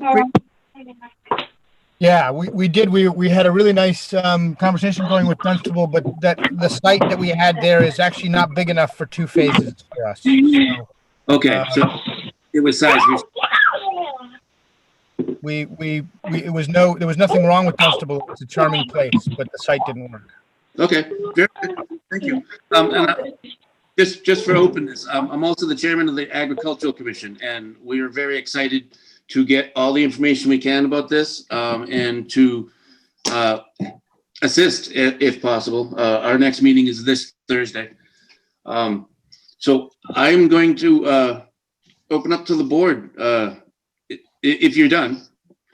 Yeah, I'm done. I'm interested in, obviously, I know you don't have all the, you're just going to get all the technical filings. So really, I guess I'll take general thoughts and maybe we can talk a little bit about process, but I'm open to anything. Okay, very good. So I'll open it up. If anybody has any questions, comments, concerns, Mr. Chairman? yes, please. I will just note, I was happy to hear you talk about the easement for Conservation Commission. I happen to be a member of the Open Space Committee as well as the Planning Board, and we did talk about this project at our meeting last week. And we talked about, there are two very large pieces of conservation land that currently don't abut. And so the acquisition of either the property or an easement through the property would allow connectivity between those two parcels. So that's fantastic that you're going to incorporate that into the plan. The question that I have is, I see that the plan is in two phases, and I'm questioning how far apart those phases are. The market will decide. Okay. If we're doing well, we'll expand. Okay. If you were to, you probably get three different answers if you asked our leadership, but I would say probably 2 years they might be maximum 2 years apart, unless we're not doing as well as we anticipate. And have you had any discussions with the Sewer Commission as to capacity of the sewer system? Yeah, you'll see this in our filing. So we actually have already an agreement that predates from a prior project plan here for 29,000 gallons a day capacity. But we're going to do a number of things here that will mitigate our sewer need. One of them is we use processed water, not because we wash our lettuce. We don't. We actually never have to wash our lettuce because it never touches anything. There's no pesticides, no herbicides. It doesn't touch soil. It's good to eat when you take it off the pond. But we use processed water to wash our harvester and we just wash down water at the end of the day. And we're going to implement a gray water recycling system. So all that water will just get processed and reused. So our impact we anticipate is going to be somewhere in the 2,000 to 3,000 gallons a day, like wildly below what they've already accepted for the site. I would just caution you about what had previously been allocated to the site, because I believe that agreement has expired. So I would encourage you to talk with the sewer commissioners. I have served on the sewer commission for a number of years. And when we did our comprehensive wastewater management plan, that reserve capacity was I don't believe that's still available. It may have been taken back. Right. So I would encourage you to reach out to the sewer commission as to capacity of that line. We've given them a lot of data Okay. on our expected flows, and we expect. And tomorrow's conversation, I think, is in part to talk about the mechanics of running the line from Mass Ave. Okay. But it's good advice, and we're on it. But we'll probably have a lot to learn. And on the 26th, 2 days from now, we'll have our first kind of real review from the full commission. Okay, great. Okay, I'm excited about the proposal and really hope that you do come to Lunenburg. I think this is a great opportunity for Lunenburg and excited to hear more about the plan. Thanks. Excellent. Anybody else?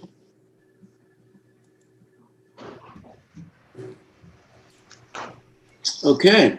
Well, having been on the board when the previous applicant was before us, it was, I believe it was Highfield Village. It was for a residential subdivision, or it was 40B.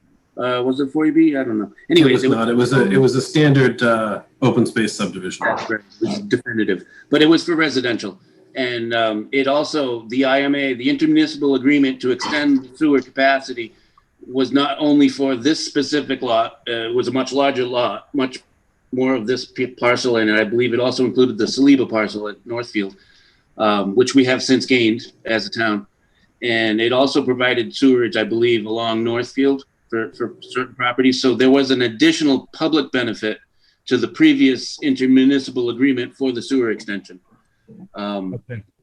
which it doesn't look like you would need or provide, depending on where you tied in.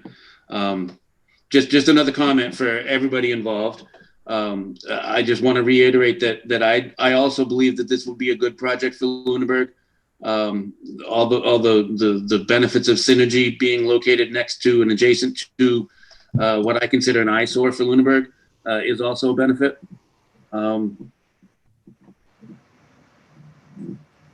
So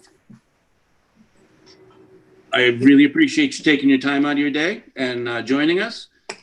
And one last call for any other board comment or questions. All right. Adam, can we take 2 seconds on process? So I want to make sure, and I think this was Marjorie's advice. She said, you want to have your SWIP and your site plan reviewed at the same time. Chi Man is on the phone. He did our civil work, and you have 226-page drainage study he did. So did you submit your stormwater pollution prevention plan with the site plan? Yes. Okay, so then we can advertise for the site plan approval hearing and the stormwater permit together. They can hold one hearing. They'll issue 2 decisions, one for each approval. Great. And we can go through that process. I know you and I had talked a lot about that, and I know in communicating with your engineer, I believe his name is Russ, last week, Marjorie had not mentioned anything about stormwater pollution prevention. So in our conversation today, I said, if he doesn't have it in there, please make sure you mention it so that we can try and get everything together to have one hearing to get all of the issues on the site, sort of meted out together.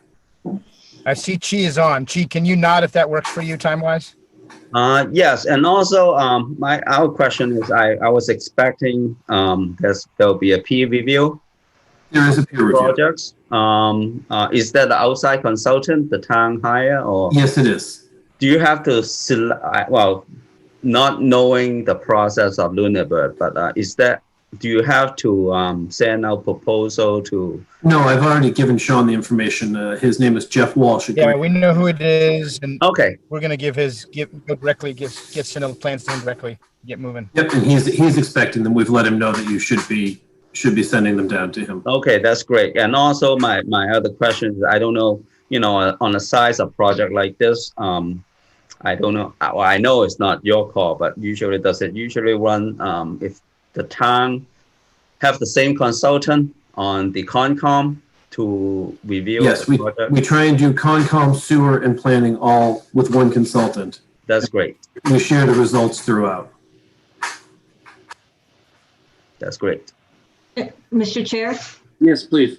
If I can just ask a question, we have a very not detailed sketch that depict a number of proposed stormwater management areas. And can you just explain whether those are detention basins? Are they infiltration systems? What are they?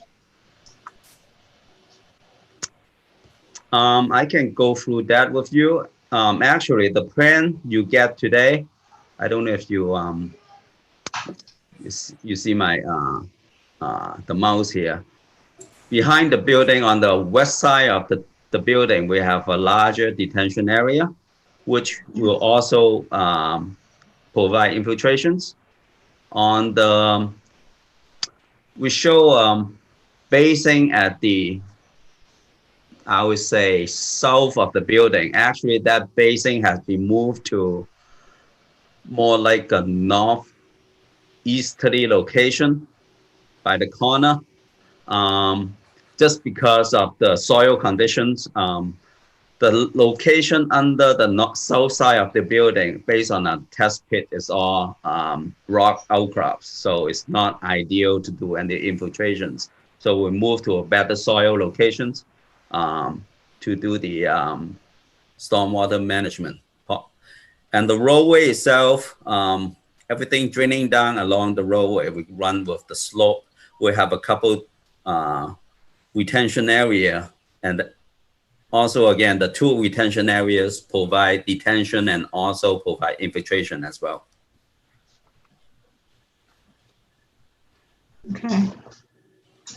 So these ponds are designed at location where we provide both detention and also infiltrations per se. Okay. Thank you. Sure. And the wetland mitigation area, what is that you show? The existing wetland is basically within the phase one of the building footprint. It's isolated. It's not a whole lot of benefit. It's not good quality. So we are proposing to move it to like the turn over here where the existing wetland is and expand that area. I believe the wetland itself is about 11,000 square foot. And we are proposing on the new location to add it to the existing wetland to create a bigger wetland area, and it's more than one-to-one replications. Great, thank you.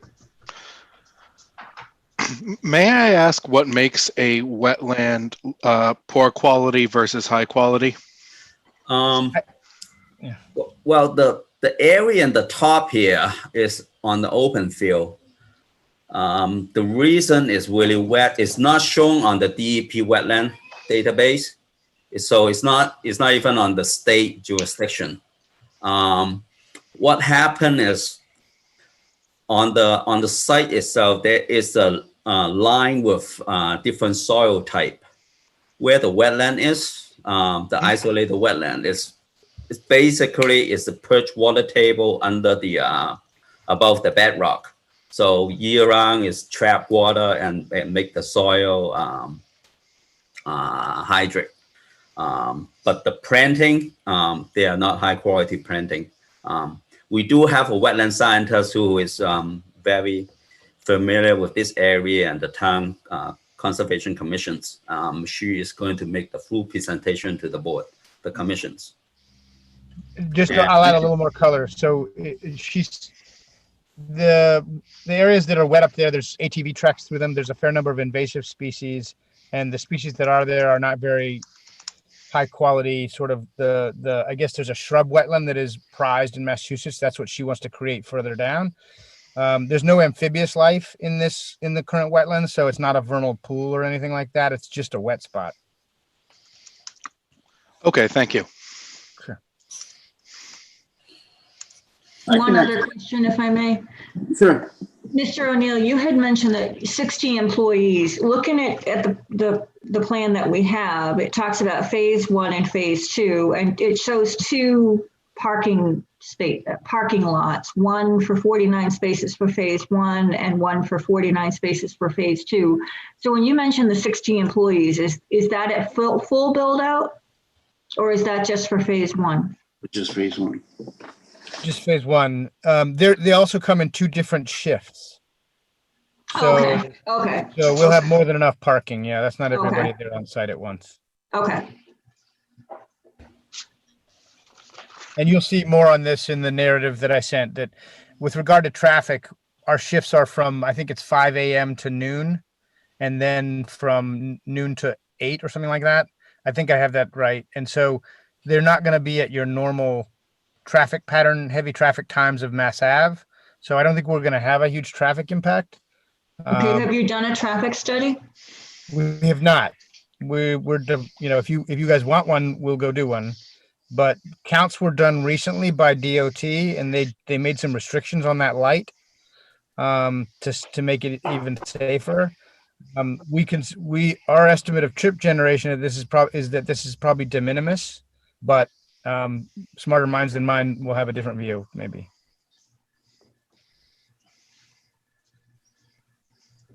Okay.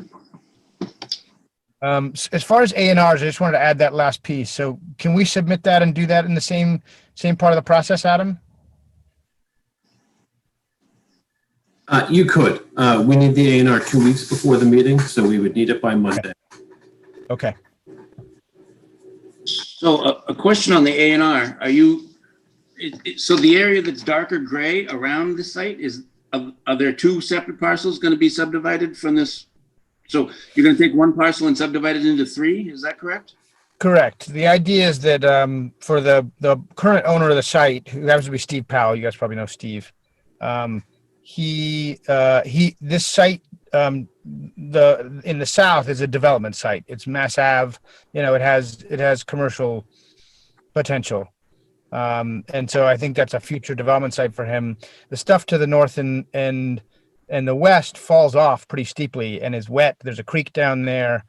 And I don't know what his plans are for that for the future, but I think it's not a development site in my view. I mean, there may be some, things at the margins that could be done, but I think it's probably long-term going to be what it is. Excellent. Thank you very much for that. Sure. And I would like to follow up on Paula's comment that stemmed from I believe it did come from the open space rather than conservation. They may have both spoke upon it, but the access to the two tarn parcels that kitty corner, that northeast corner you'd mentioned before. I don't know Yes. if it's inclination or interest or whatnot, but as far as town access and trails and usability of our open space, it is always better to have the land in fee and simple or own the land rather than having an easement. But again, I just wanted to bring that up. That has come up before. We have gained permanent access. We have lost permanent access and traded for easements. It's gone both ways in town in the fairly recent past. So just something I wanted to throw out there for everybody to consider. It's a conversation, so we're open to hearing about it. And so I guess the two things I would be interested in there. One is as Chi was pointing out, we've got probably some repositioning of some rainwater capture. We'll have to see exactly where that is. And then separate from that, I would be interested to know, in fact, I think I asked someone from my team to reach out, and I don't know if it happened. What would be the ideal pathway? So let's just accommodate that and see. Then we can plan around it, whether it's easement or a donation or whatever makes most sense. But if we had someone could just send us a pencil drawing, get a magic marker out and show us what it looks like, we'll plan around it. Well, I actually see you've indicated trails along the northerly edge, and the Pope Road extending up through. But I believe it's the northeast corner so the north edge and the easterly edge are two separate town-owned parcels, my understanding. Right. Mhm. Right. Mhm. So basically it would just be extending that trail that's shown along the northerly edge. Is it there? And I have to zoom in more, but Yeah, I believe so. I have to pull out my flashlight to see it. So, Okay. and I think you can probably find that available on the previous existing conditions plan for the Highland Village. Okay. You may not need to even survey it, but And when did you say you're going to conservation? Well, the plans are filed in I think 4 or 5 days time. Where we meet, we go to the meeting on the 21st of September for them to review. Okay. I'm happy to reach out. I know that there's one member of the Open Space Committee that's also the chair of the Conservation Commission, and Brandon Kibbe, who's the chair of the Open Space Committee, are very familiar with all the trails in the town. So I'll be happy to notify them that you're looking for a plan. Or Adam, if you could do that. I already have it in my notes to call Bob. Okay, great. Okay, thank you. We'd like to make this work as well as it can for open space and conservation. So Awesome.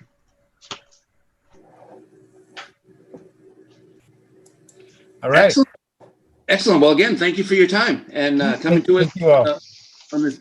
This is a pre-submission meeting, right? Is that how we call it? That's Adam? correct. Yep. And how many of these have we had? Maybe 3. Okay. Just wanted to clarify that as well. Thank you very much for coming. Thank you very much for your Thanks, time. everybody. Thank you, sir. Thanks, Sean. Thanks, Chief. Thank you. Take care. Have a good night. Thanks, Chi. Thank you. All right. So that wraps up that. And now we're on to 1325 Massachusetts Avenue discussion, which is our most recent stormwater site plan and the BOS earth removal permit, which also got renewed at our last Board of Selectmen's meeting, I believe. There was a good amount of discussion there about the building officials' appraisal of the conformance to the permits. So I'm just going to start this conversation off with that information. As far as our building official our building official, am I saying that term correctly in this context, Adam? Yes, building official, building commissioner. Okay. They're interchangeable. He has determined that they are in complete compliance with everything that's been issued for this property currently, with the exception of the berm, which has been noted to be required to be completed by the end of November. The applicant has said that he will have it done by September, the end of September. And feel free to correct anything that I've misspoken, anybody. With that, I'll open it up. Since this is a planning discussion point, I'll be happy to let Mr. Proctor speak, but I do want to hear from the members of the board, or if Adam has anything to say, then. I'm unclear as to why it's on the agenda. If you could provide some background as to why it's on the agenda. I can. I asked that we put it on the agenda because we received communication from an abutter on this project. Okay, thank you. And do we have a copy of that communication? Because I didn't get anything. I forwarded the email that I received that was addressed to me individually, and I forwarded it to the chair. I don't know. I assume that it got distributed. Shaking his head as well.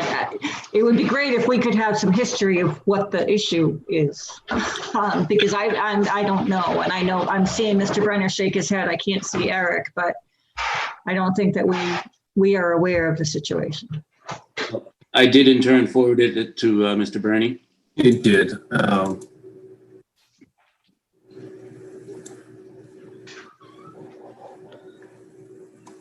May I speak, Mr. Chairman? Or do you want the board to speak first? That's fine. I kind of do. But that's fine. No worries. It like it's surprised everybody. So if you've got something to say, then let's hear it. Well, I'm quite certain that what Mr. Cole is talking about is a complaint that I was working after hours. My earth removal hours are from 8 to 4:30 on the 4th of August, which was the night of the tornado watch, warning, whatever you want to call it. I was literally working the site because it was raining. I've been trying to stay away from that site as much as possible because obviously we were in extreme drought conditions. And I was running my excavator. I got done on the earth removal site. I walked my excavator up to the house site, and I was taking a tree down that was dead, that was leaning up against the house. I don't know if anybody's driven by there recently, but there was 5 or 6 trees that were dying that were taken down because we had one fall on the house and we had one fall across the driveway within the last 6 weeks. So I was literally running the excavator. Next thing I know, I turn around and one of the abutters is standing on my property taking a picture of me. So I shut my machine off. I approached him. I asked what was going on. He basically told me I was working after hours. I told him I was working on the house site, not the earth removal, and I was taking down a tree because I thought it was going to fall on my house. I think it was literally 20 minutes of 5 at that point. So I'm quite certain that's what Mr. Cole is replying that, or inclining that that's what the email was. I did not see any emails, but I'm not oblivious to what's going on. So I'm quite certain that's what the problem was. If you would like, Mr. Chair, I can read the email. While it's still on the top of our heads, I'd like to hear Mr. Cole's response. Well, that's one of the items that certainly came up in the email. The rest of the email, which Adam can go ahead and read into the record, I guess, talks about issues that we talked about through the site plan approval process.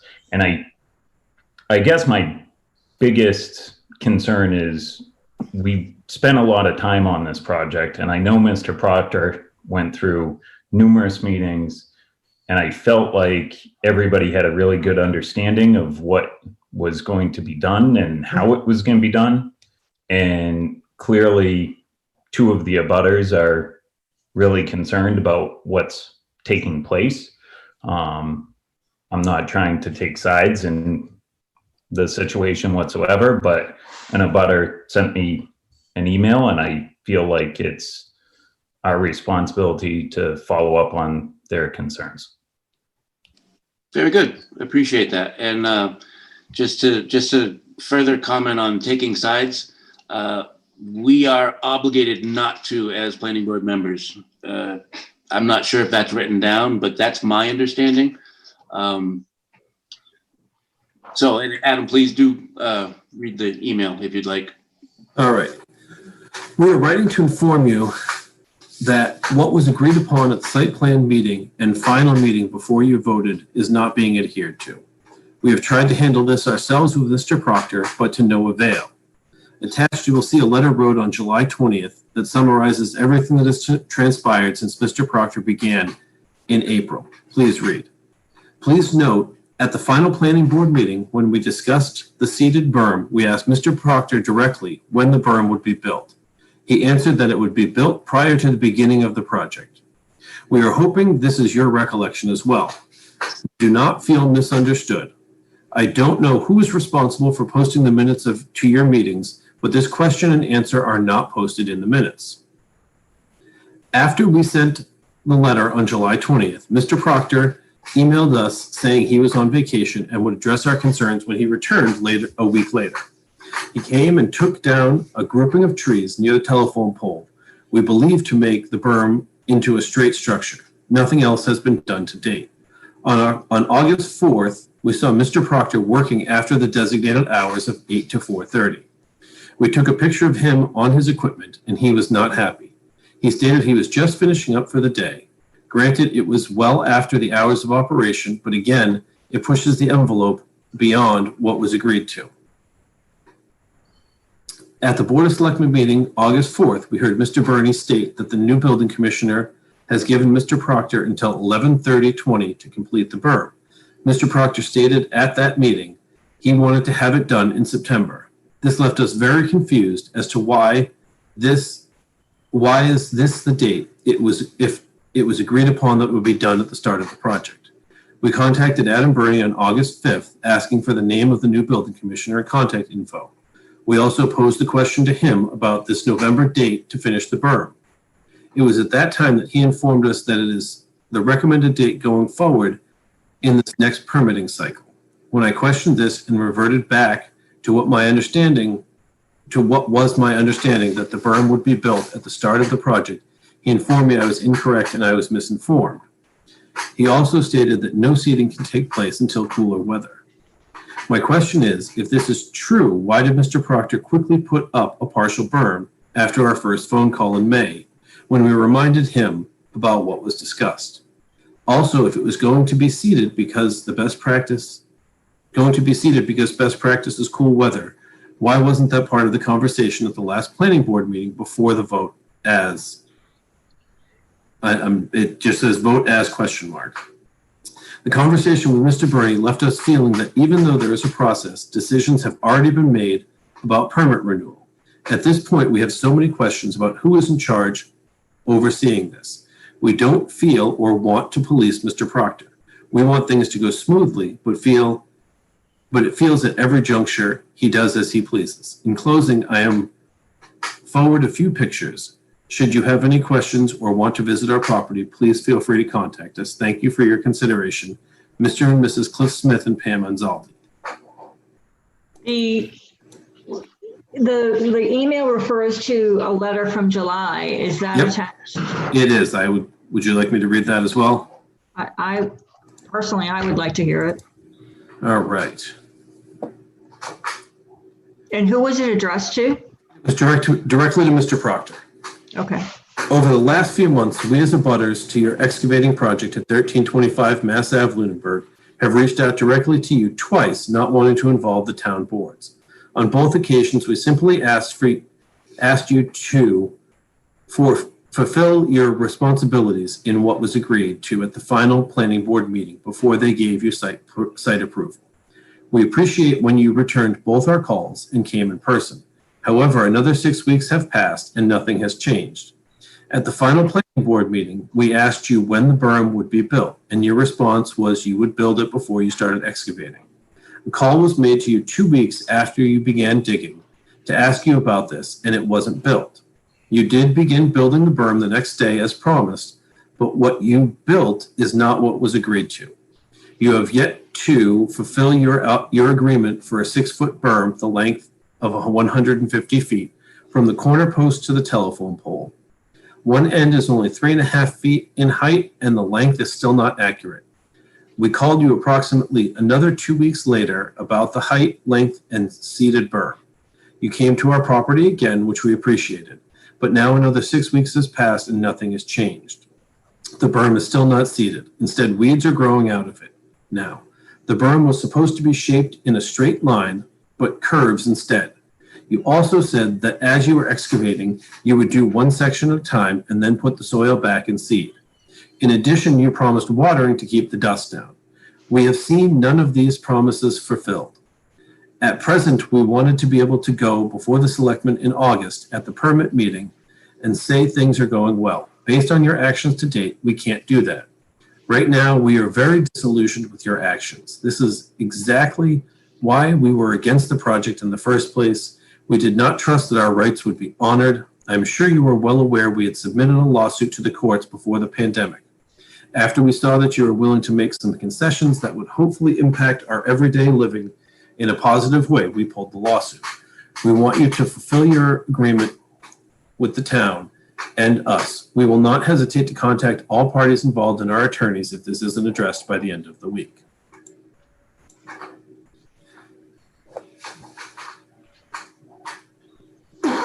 Excuse me. Can I ask a question of Adam, if I may? Can you articulate exactly what the condition is within the special permit for the berm in regards to the berm? It says a 4 to 6 foot berm will be constructed. Actually, I can show you the decision. Let's go back.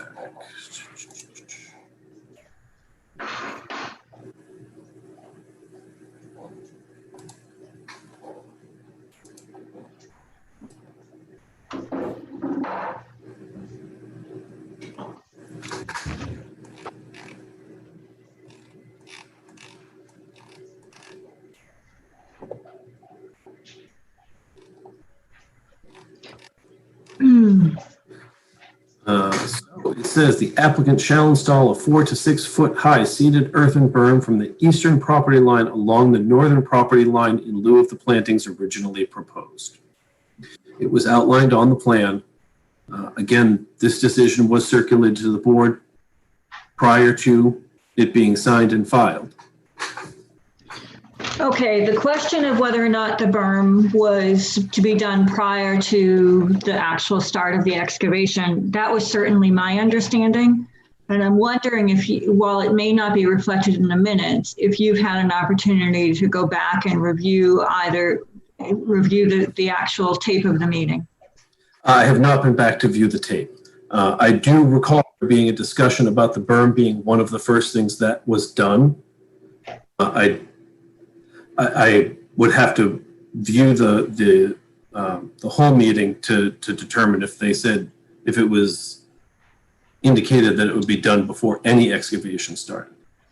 Well, it certainly was my understanding in the discussion, and I actually was the one who suggested the berm initially because I had spoken with the abutters, and that was one of the things that they had asked for rather than plantings. And the reason was to mitigate sound and sound from the excavation as well as dust from the excavation. So it certainly seems to me that in the context of that discussion, it would be implied that the berm would be done initially. And I actually do recall the abutters asking that question. I would agree with the abutters that the berm was going to be one of the first things installed. I'm curious to hear from Mr. Proctor. I'm also curious to hear from Mr. Allison and Mr. Cole if you would agree with that recollection. But it's certainly easy enough to go back and look at the tapes. I mean, they're all on YouTube. It's not hard to go back and look at. And I'm also, this was on our agenda. And while I understand that Mr. Allison forwarded this information to you, in my opinion, anytime people who participated in the hearing process and have concerns as to whether or not our decision is being upheld, I certainly would have liked a heads up on that. I was not aware this was going to be discussed at the Board of Selectmen meeting. Had I been, I would have tuned in. And I certainly will go back and look at that tape. But I would have liked this information forwarded to me as a member of the board that approved this project so that I would be aware and prepared for this meeting tonight. So moving forward, I would ask that if you receive such a complaint, that you forward it to all members of the board so we can all be informed about the discussion.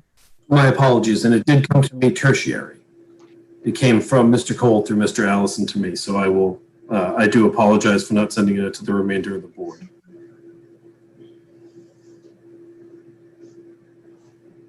So, Mr. Allison and Mr. Cole, I know you were both participated in the hearing, and I'm curious as to your recollection regarding the berm and the construction of the berm. All right, it was my recollection that that was going to be done first, and that there was going to be a process of mining, removing material for a number of days, and then restoring that area. I mean, it's obviously not clear in the conditions that were placed on the approval. But, you know, from my perspective, my concern sits with the abutter. You know, this particular project really concerned the abutters, and I think we paid a lot of attention in the process, and Mr. Proctor was made to jump through a lot of proverbial hoops to make sure that all these things were addressed. And so whatever the disconnect is that's leaving the abutters feeling like their concerns haven't been met, I just want to see what we can do to address it. Ultimately, it sits with the building commissioner. He is the enforcement authority. You know, we have nothing to do with that part of the process. But it does raise concerns in general if we are providing site plan approval and then the building commissioner is making his own determinations. You know, if we condition a 4 to 6 high foot berm that, as we understood it, was going to be step one, and then the building commissioner says, well, you have till November of 2020, you know, regardless of whose site plan it is and what the process is or what the particular project is, there's a disconnect there. And I think it speaks a lot about our process in general in terms of issuing site plan approval or stormwater permits on very big sites, and the zoning or building commissioner not being in the loop for whatever reason. Well, and I think that part of the issue is that the condition doesn't outline that it needs to be done at the beginning. And if that's something that the board had intended or felt was inherent in the decision, then it needs, in order for it to be enforceable over the long term, the condition or the motion needs to include that. And the conditions are from the motion at the end of the hearing. And so if that's not expressly put out, it might not get captured in the writing of the conditions. And that's why we send the decisions around ahead of time to ensure that we've captured what the board's intent in their motion and their approval are, that they're reflected within the decision. So I would agree that we all should have looked more closely at this, but I also, the motion did not contain all of these conditions. The conditions are drafted from the meeting itself and from the conversation and the debate back and forth and any concessions that are made. It's made from the meeting. But I would ask that moving forward, we don't just circulate decisions, that we sign decisions at a meeting. Because obviously things are getting missed. And I think it's incumbent on us. I share Mr. Cole's concern that our decisions are not being interpreted in the way we intended by the building official. So I think we need to change the process of how we do these decisions. Well, part of the problem is we can't sign decisions at a meeting now. And Why can't we? Well, we can. How am I going to hand you a decision to sign over? Right, but we can review them. I think they need. You're correct. And historically, what we've done is we've distributed them ahead of time. The board signs them at a meeting, and if something comes up when they're sitting at the meeting preparing to sign them, there's discussion about, oh, I don't think this is what's reflected. So we circulate them intending to get comment from board members, if there are some, so that we can prepare those decisions for the discussion at the meeting or for signature at the meeting. Where we're not meeting in person, we're circulating them ahead of time. They're generally, when we have a decision done, we note it within the meeting agenda that the decision is prepared for signature, and the board members are notified that it's ready for them to come in. If at any time during that agenda item, the board is welcome to have discussion or make comment. If the board wants to shift that to make each decision an agenda item for discussion, we can do that.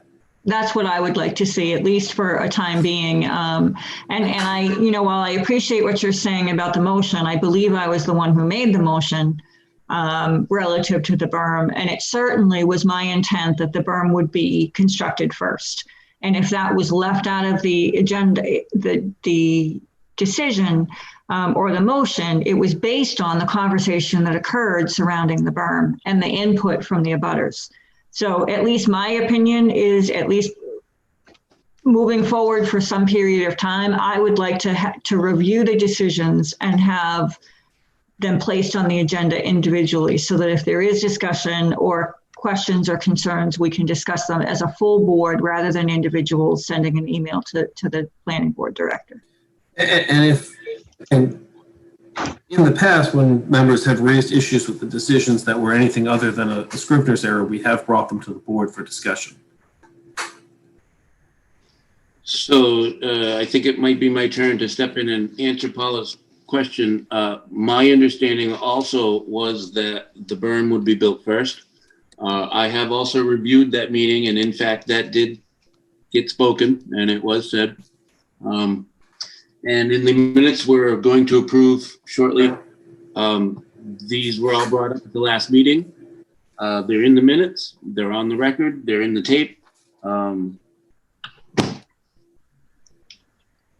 I think this stuff all needs to be transparent and open, and some things need to come out at public meetings, and other things should be questions to the land use director as far as process. I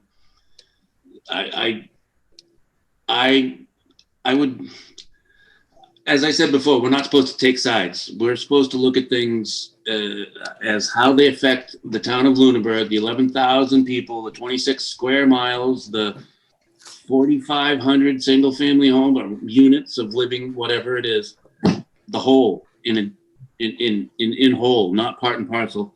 We're not supposed to gain favoritism to specific developers. At the same time, we're not supposed to give favoritism to specific abutters. This is something that affects the entire town moving forward. If we do something that sets precedent, that's even more so. If we neglect to do something, then very unlikely are we going to ask somebody to rip it up and do it over because it's off a couple inches. That hardly ever happened. That's never happened. So in order to move forward efficiently, productively, and best way for everybody involved, we need to air this stuff. And this seems to be the best way to do it. Again, I'm sorry to focus on a specific business and some specific abutters, but this is not the first time this problem has come up, and it needs to be addressed, is my feeling.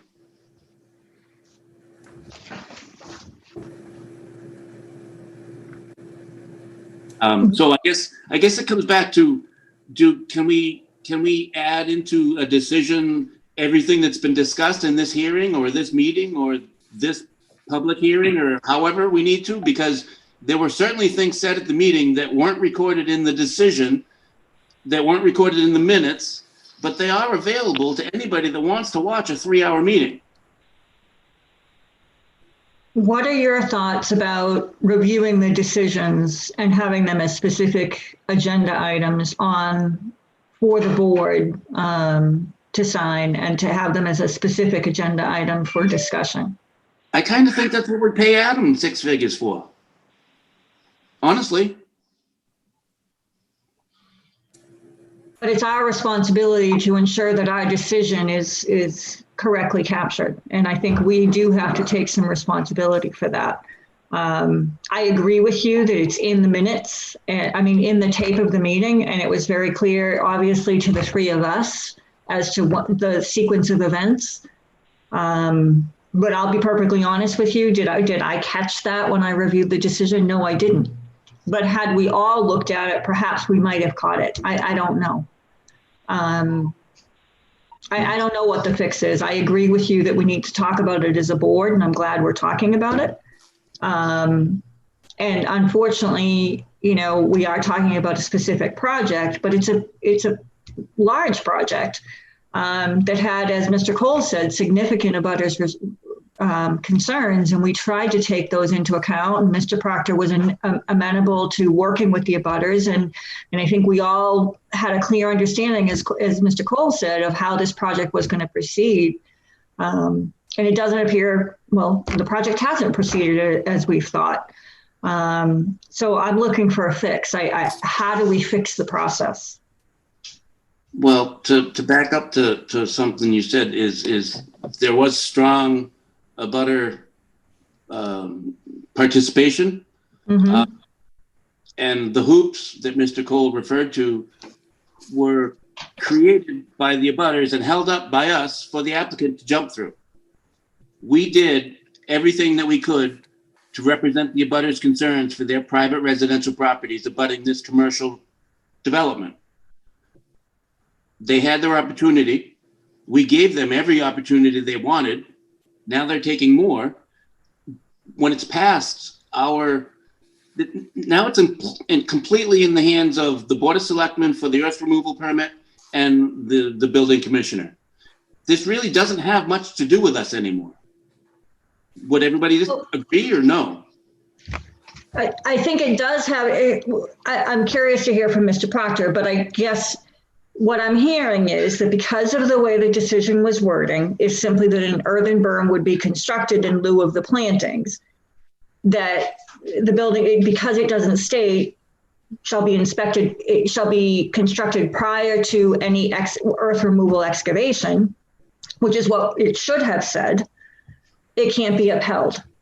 And so therefore, I think it is our responsibility to some extent, because I would agree that I would have expected that to be in the decision. And I would have thought that Mr. Burney would have incorporated that into the decision, because I think it was very clear. But we as the board that's empowered to sign these decisions and write and ultimately approve these decisions, rather than just, getting them in an email and going into the town hall to sign, going into the Ritter building to sign them, do we put them on the agenda so that we can make sure all of our points are incorporated? Or do we change how we do the motions? Or I'm looking for the fix for our part in this.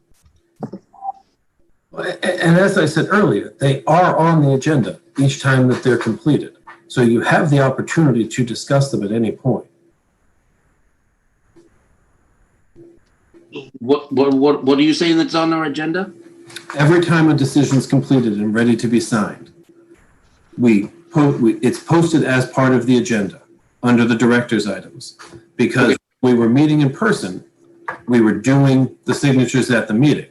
And there are times that I can recall where board members have said, I'm not ready to sign this because the decision reads this way, and I think it should be this way. There's a discussion that's had, and a condition gets changed, or some wording in the record is changed.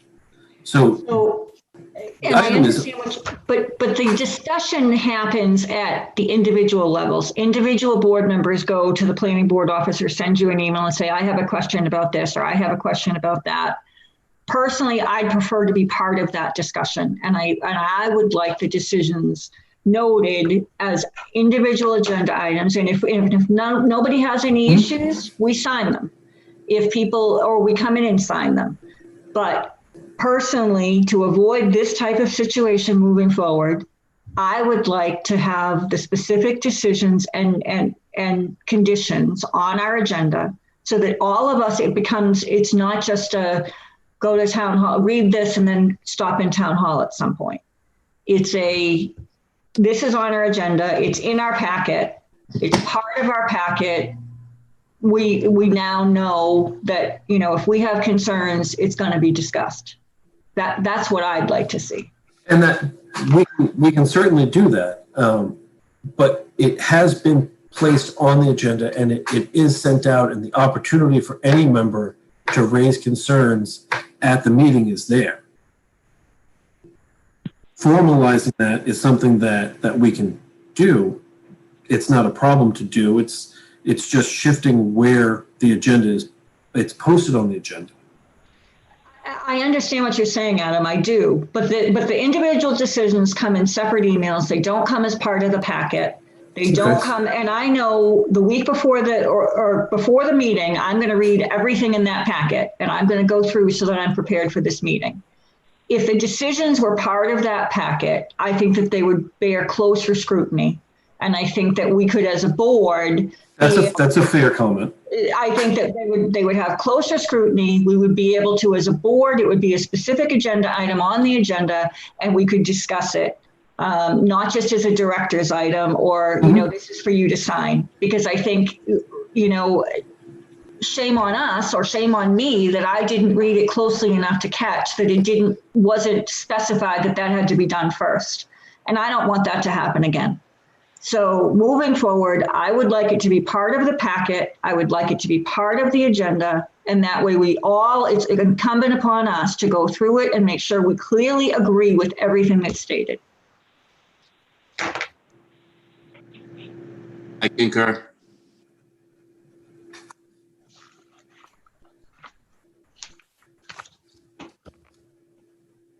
The other three members? Kind of putting on my change management hat for a moment. One of the things that that kind of holds true for the way people address information in front of them, this kind of change management teacher hat as well from previous years, is the questions we ask matter and influence how people actually think to respond. So there may be some worth, and I don't know that this is something that necessarily gets formalized, so it's maybe even more so a note for our chairperson for the way the question is asked, but to specifically ask the question, and if we have something that we know there were issues or that there was back and forth with and changes made, to simply ask the question directly of, do we see the changes that we discussed to be made reflected in this packet? A direct question changes the way people think and is more likely to cause us to catch things and notice things we didn't prior. So that's something I would encourage. Okay. Versus, did I do something different than that? I was not on the planning board when this all went through, so I can't comment one way or the other. Okay. So that is just a general thought of the specific wording may matter, and that is certainly not a judgment call at you, because again, I was not on the board then. No worries. And I appreciate your point, Mr. Brenner, and I think that's exactly goes to what I was saying about making sure we discuss the conditions at the meeting. Because if it's part of our packet and we all have participated in the hearing, we know what we went back and forth on, we know what was contentious, and we then can make sure that it captured, all of us agree that this is what we meant, and captured all of the angst, quite frankly, of the abutters. And I don't think we did that. And I think if it's part of our packet, I think we're more likely to do it. The other option that the board could, excuse me, look at is not making decisions at the ends of public hearings. And in the public hearing, deliberating, coming up with proposed conditions, having a decision drafted, reviewing the decision, having further discussion on the decision, and voting at the next meeting. I like that idea. Allowing thought to be formulated and for things to be plainly written in order to make that final decision. For special permits and for site plan, from the close of hearing, you have 90 days to render a decision.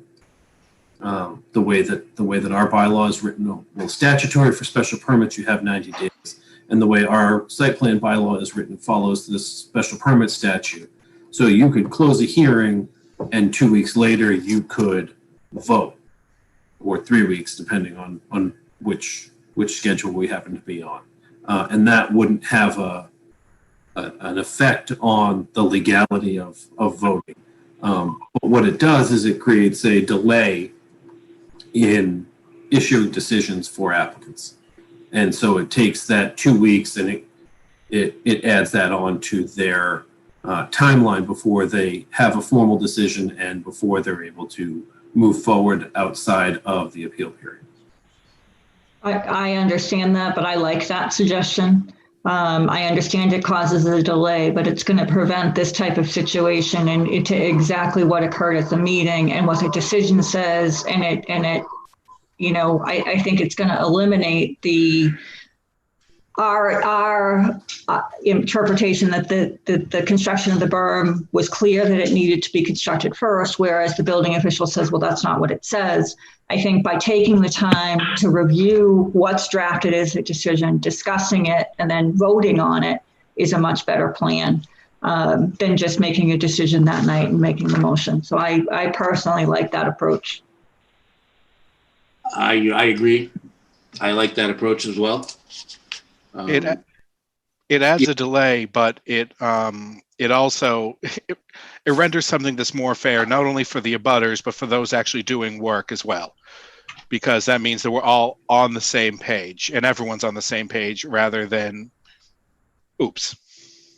Yeah. Right. It makes it easier for all the board members, for the director. I would think that it takes kind of a lot of question out of what's being done and put down on paper. That is an awesome suggestion, Adam. Thank you for making it. I haven't heard from Mr. Torgerson. I'm here. I'm just, I think I'm a little too new to be making any changes to the way you guys do your procedures. Okay, but we certainly welcome and want your input. And I certainly. Oh no, and good. I'm definitely willing to give my input. I just feel in this situation, I don't know the way it was previously run, and I can't make an accurate decision based on that. I don't know how you did it in the past, so I can't say it was bad or if this is better. I can't make that determination. Okay, fair enough. Mr. Proctor. Yes. Do you have anything you'd like to add or comment? Yes, absolutely. First of all, as a taxpayer in town, the last thing I want to do is cause more work for people that are making salaries and for people like yourselves. That was not my intention. Obviously, this spring was not a normal spring. You know, everybody had other things on their mind, and I'm the first one to admit it. We don't need to look back at the tape. I know that what I said at that meeting, and I apologize for the fact that that 4 to 6 foot berm was not done immediately before I started anything. I do need to gain access to the property. I did need to make a construction entranceway so I can get my trucks off the state road, which is what the state required. So I did need to do some work just to get off the site so that then I could remove some of the earth and bring it up to that berm area. So that was a little bit of, you know, the delay. But again, I'm not blaming anyone but myself. At the end of the day, part of the reason why I didn't finish that whole berm is because honestly, I had a conversation with another abutter who was quite concerned about the trees that I had to take down to build that berm. So long story short, I ended up taking down 26 trees to build the berm. So one abutter was not real happy that 26 trees had to come down to make the berm.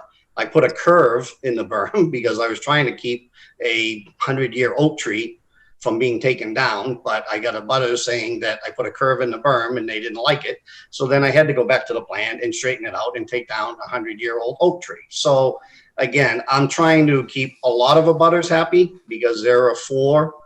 Well, actually, there's 3 abutters that actually abut the property. There's another one who doesn't abut the property. He's outside of the 50 foot. But anyhow, that being said, that was part of the reason why that berm took as long as it did. The berm is now constructed to the proper height. Again, I just need to spread loam and seed.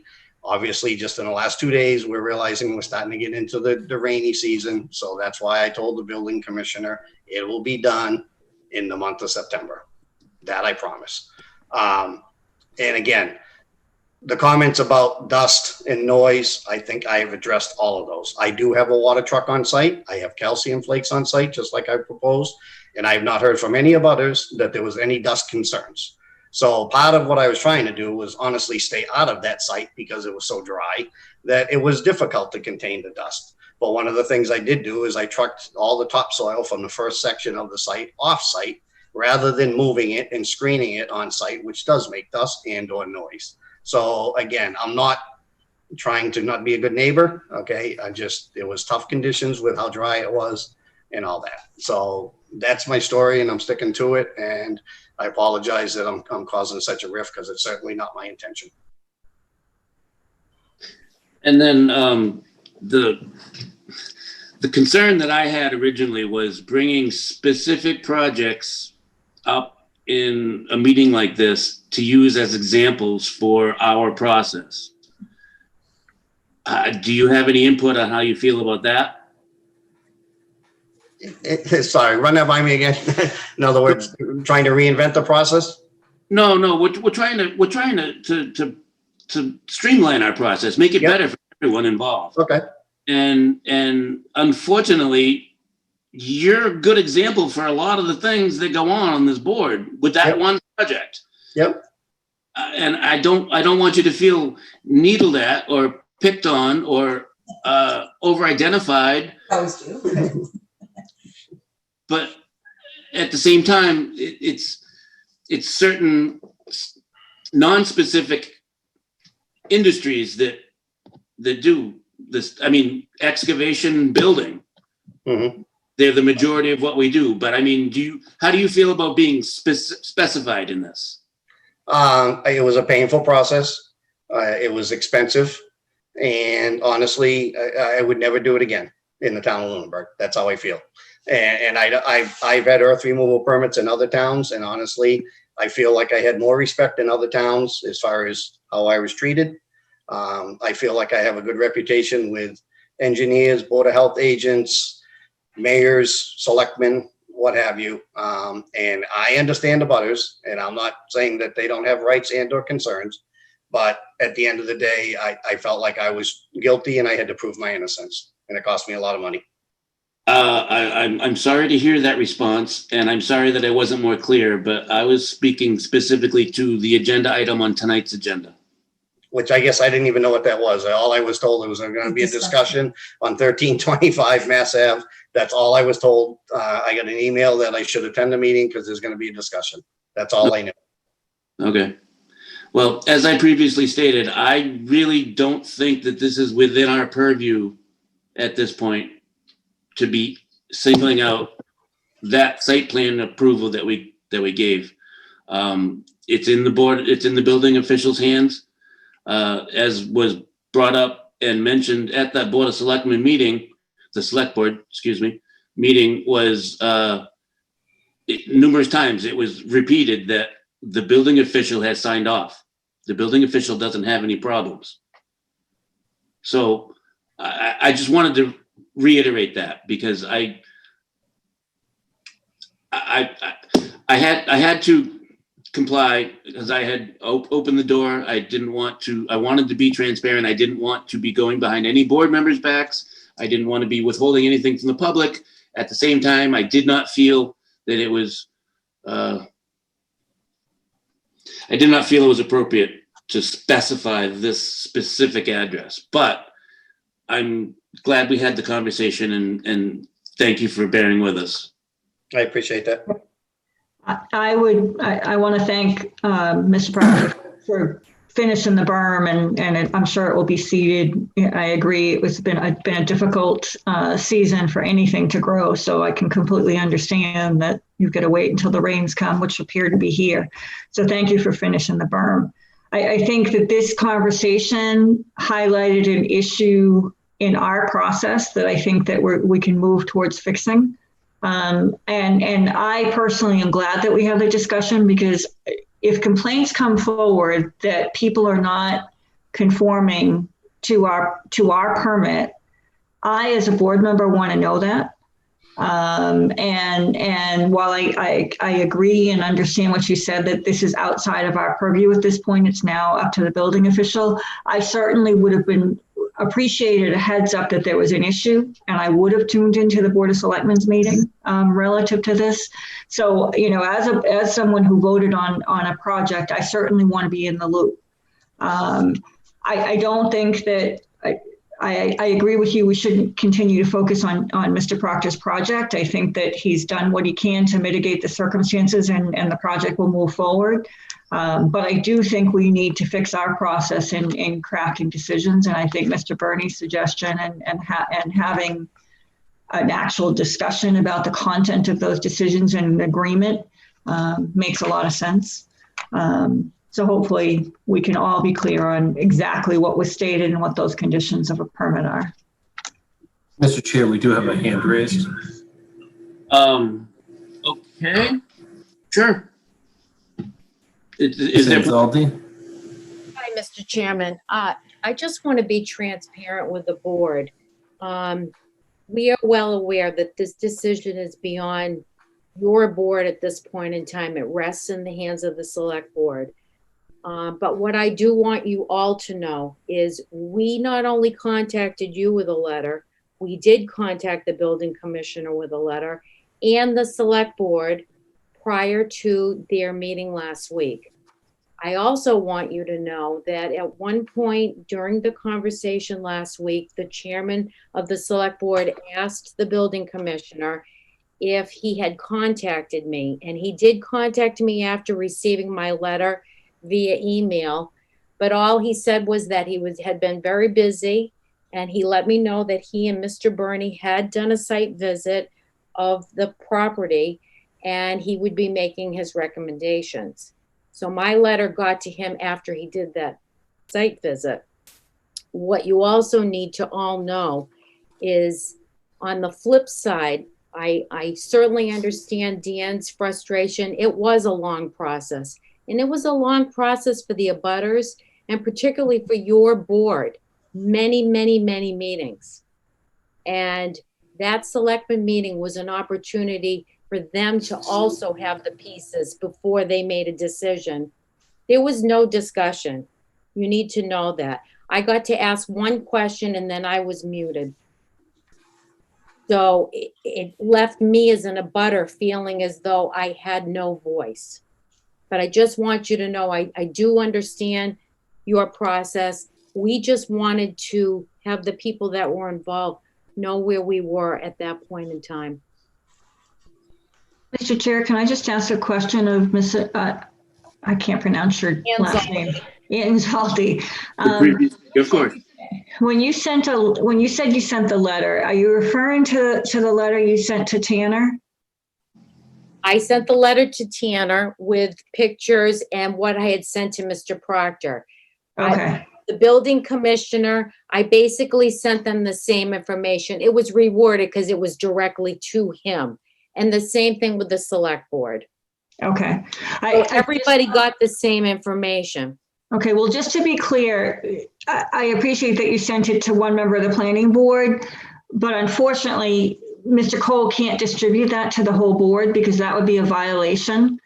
So he was unable to forward it. So the rest of the board was not aware of your concerns or the issues that you were having. I just want to be clear that we were not aware of that. But I think that it's highlighted some problems in our process that hopefully we can fix. It sounds like what was suggested tonight is really a good solution going forward. Excellent. I would like to clarify a few things that seem like the points might have gotten dulled a little bit.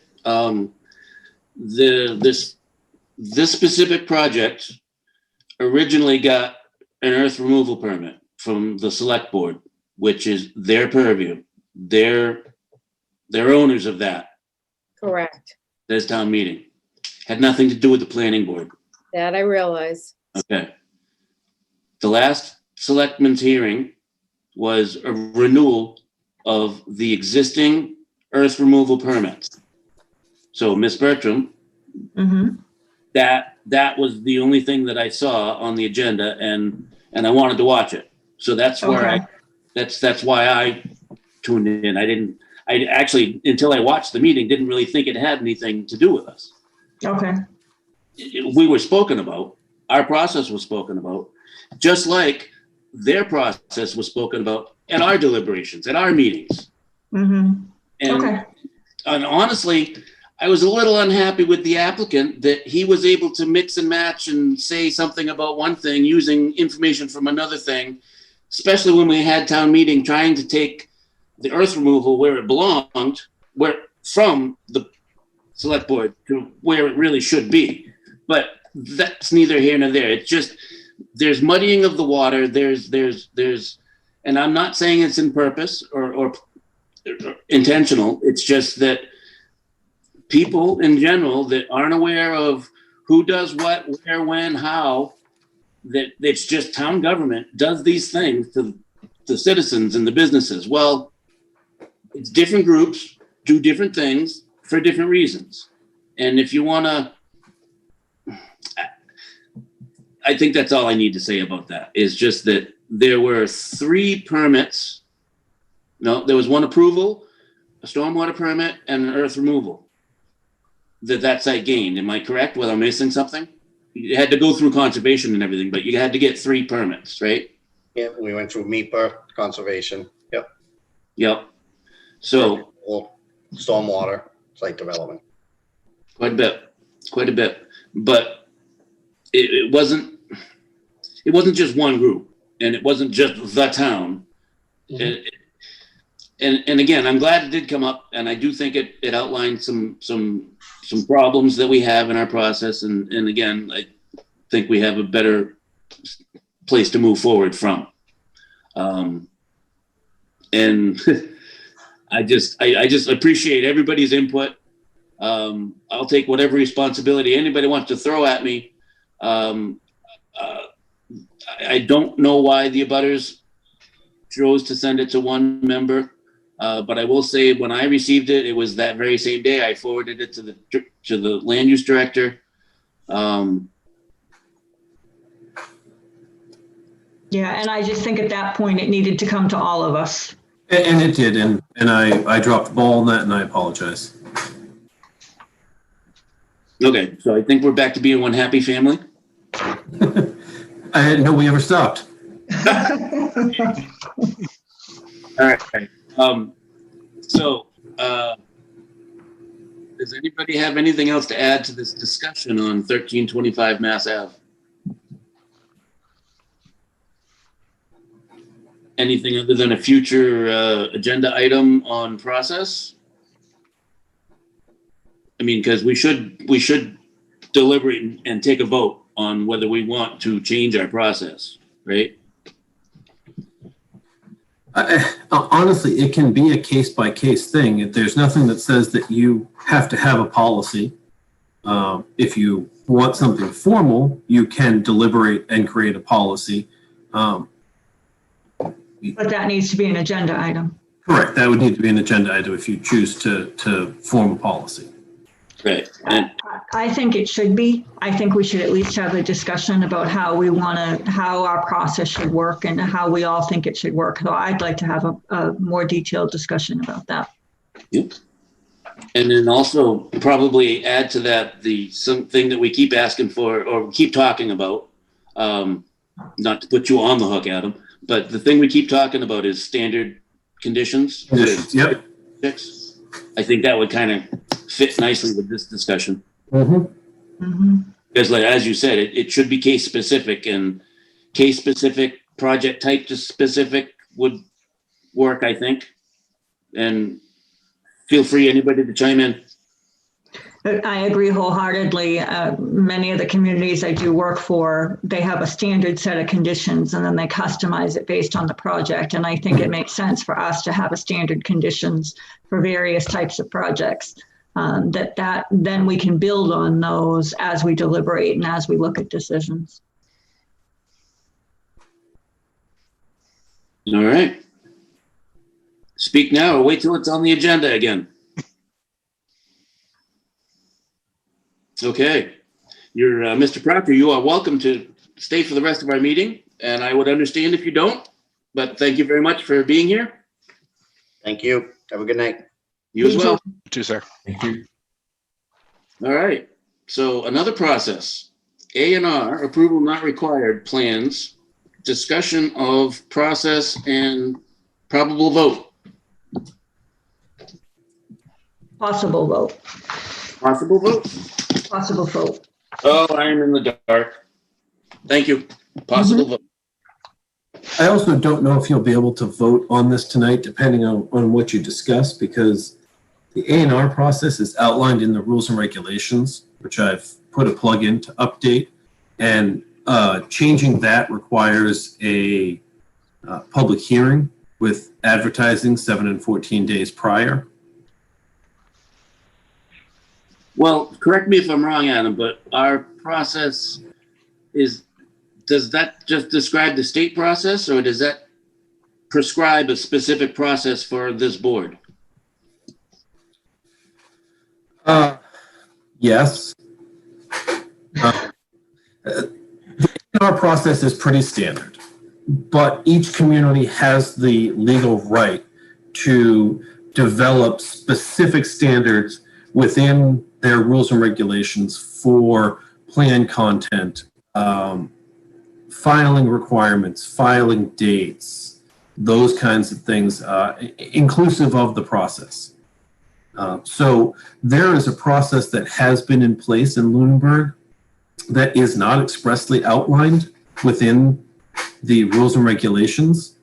So that's why I say depending on what the board wants to change will depend on what is reasonable to vote on tonight and what would require a public hearing.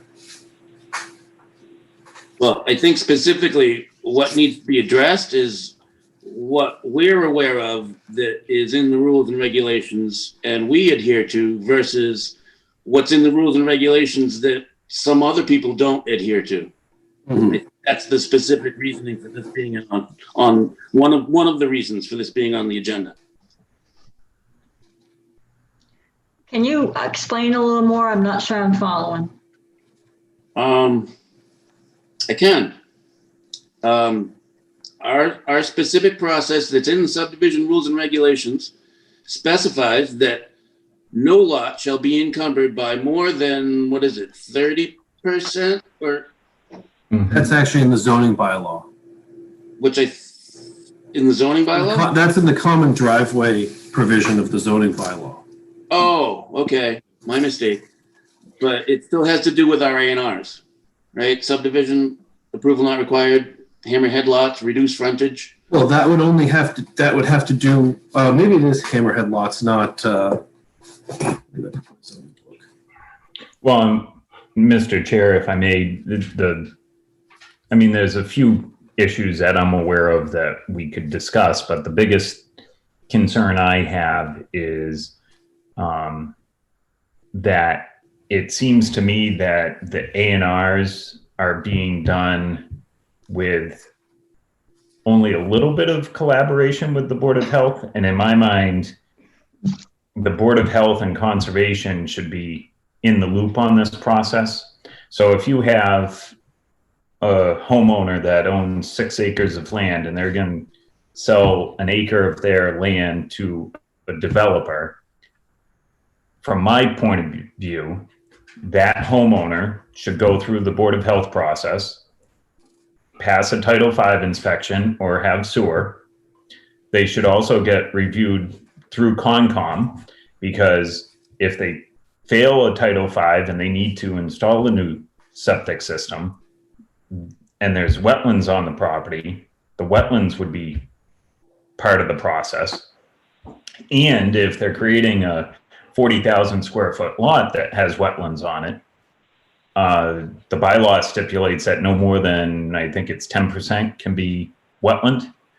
So to me, it just seems like there's a little bit of a disconnect here in the process, and quite possibly you could have a homeowner that sells off an acre of land and then needs that land to repair a septic system, and now they're not eligible for variances because they just created a hardship for themselves by selling the land.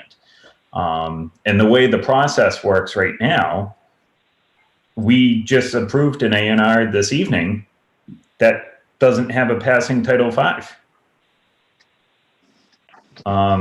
You know, and it's outside of the A&R, but it still should be part of the process in my mind.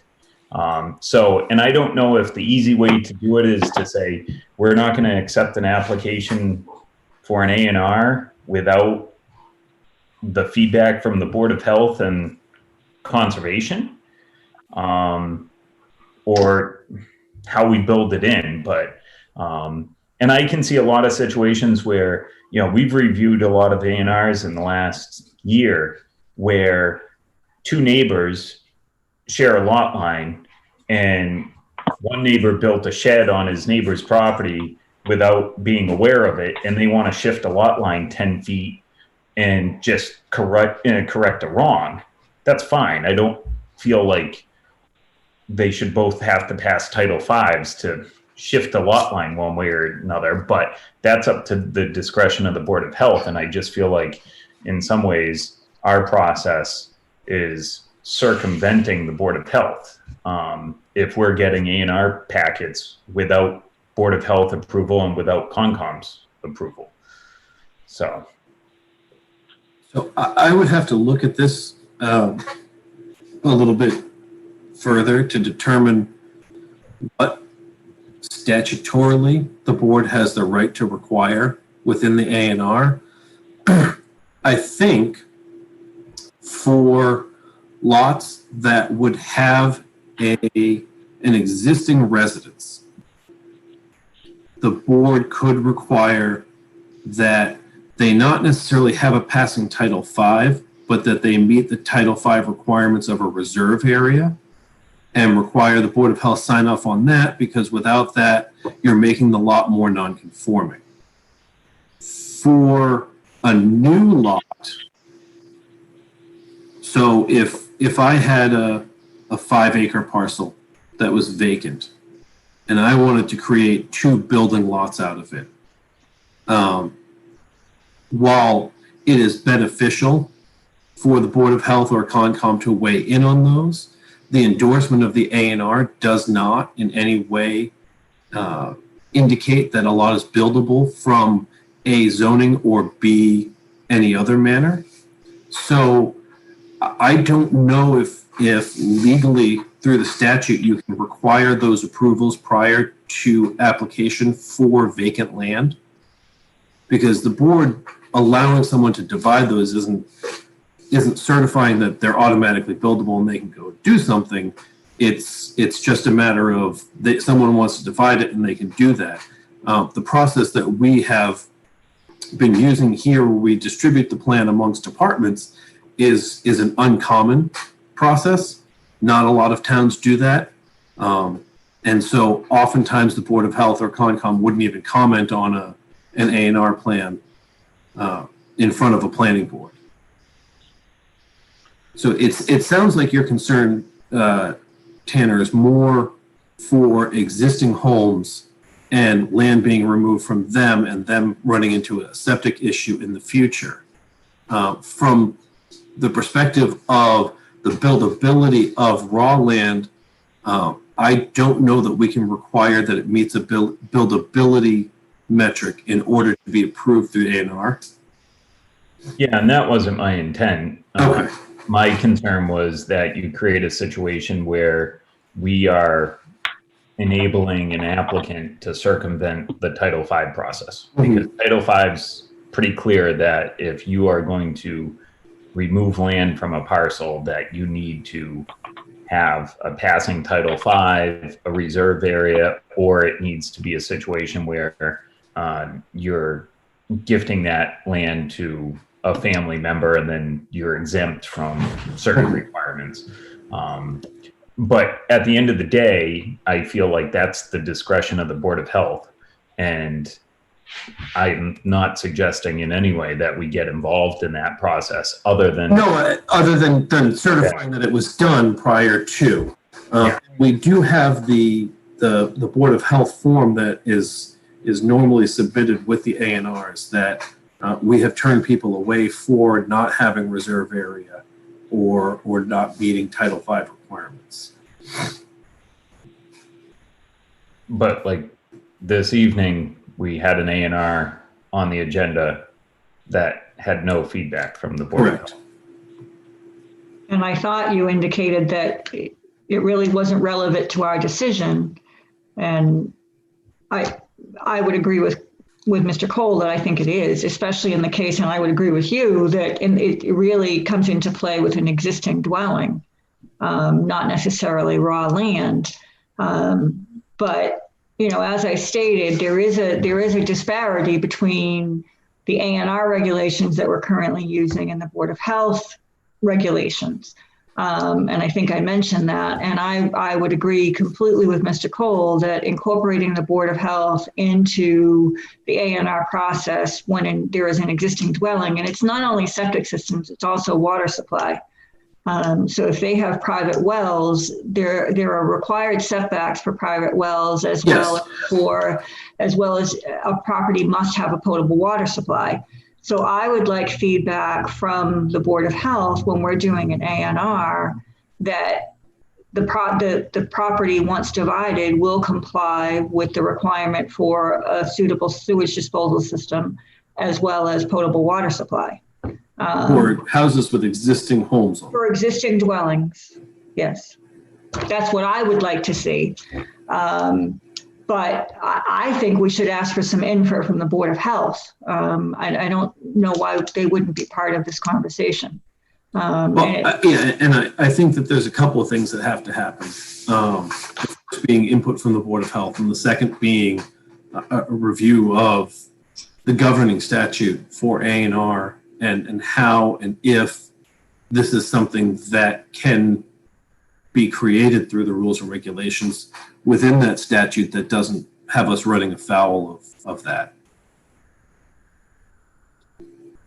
Well, my feeling on the existing state statute, if we make it more stringent, then that is within our purview. Is it not? It is in most cases. Okay. There are certain things where the statute just says this is how you have to do it, or this is the parameters. So I'm not saying that's a bad idea. I'm not saying we can't do it. I'm just saying I want to look at it before I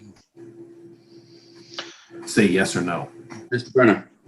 My understanding, I mean, having gone to the subdivision control law and A&R webinar recently, which makes me the opposite of an expert, and I understand that, is that we are extremely limited in the reasons we would not be able to approve an A&R. That if it kind of ticks a few specific boxes, it was not implied there that we have much leniency at all in terms of being able to be more strict in this circumstance.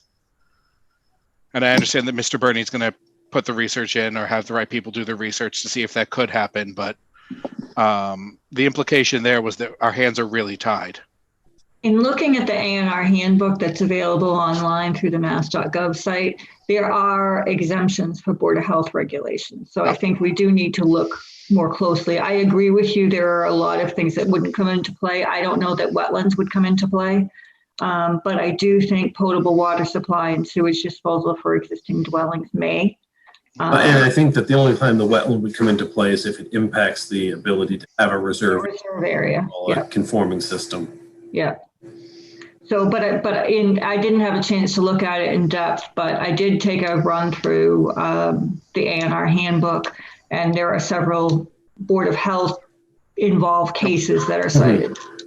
And that was my recollection too, but I just want to, before I say, yeah, let's do it, great guns, I want to make sure that I have all the information. Sure. And then also, not that we're trying to increase the reasons that we have to disapprove or approve, however you want to look at it. It's not, my thought was that we're looking to improve the information that we receive to make the decisions that are put in our laps. That's true. You know, we don't have to, we can see a plan that shows the existing house, the existing septic, the existing well, and we can ask, is that 10 feet off the property line? Is there a reserve system? And if the answer is no, and if we haven't gotten a comment from the Board of Health, then we can say, we're not going to see this right now because we don't have the information we need. Or you can ask them to continue willfully, or you can deny them.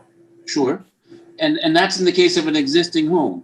Now, most of the time, they're subdividing to gain at least one additional lot, which is $40,000 at a minimum in Lunenburg. The price of a lot? Yeah. I would say you're probably 65 to 120, depending on the lot. That's why I said minimum. It's not going to hurt them. It's not going to hurt them to get an engineered plan, to have a surveyor out there and locate. And if they've got Board of Health records, if they've got information that's in the Board of Health, then they probably should have a copy of it. They can get a copy of it.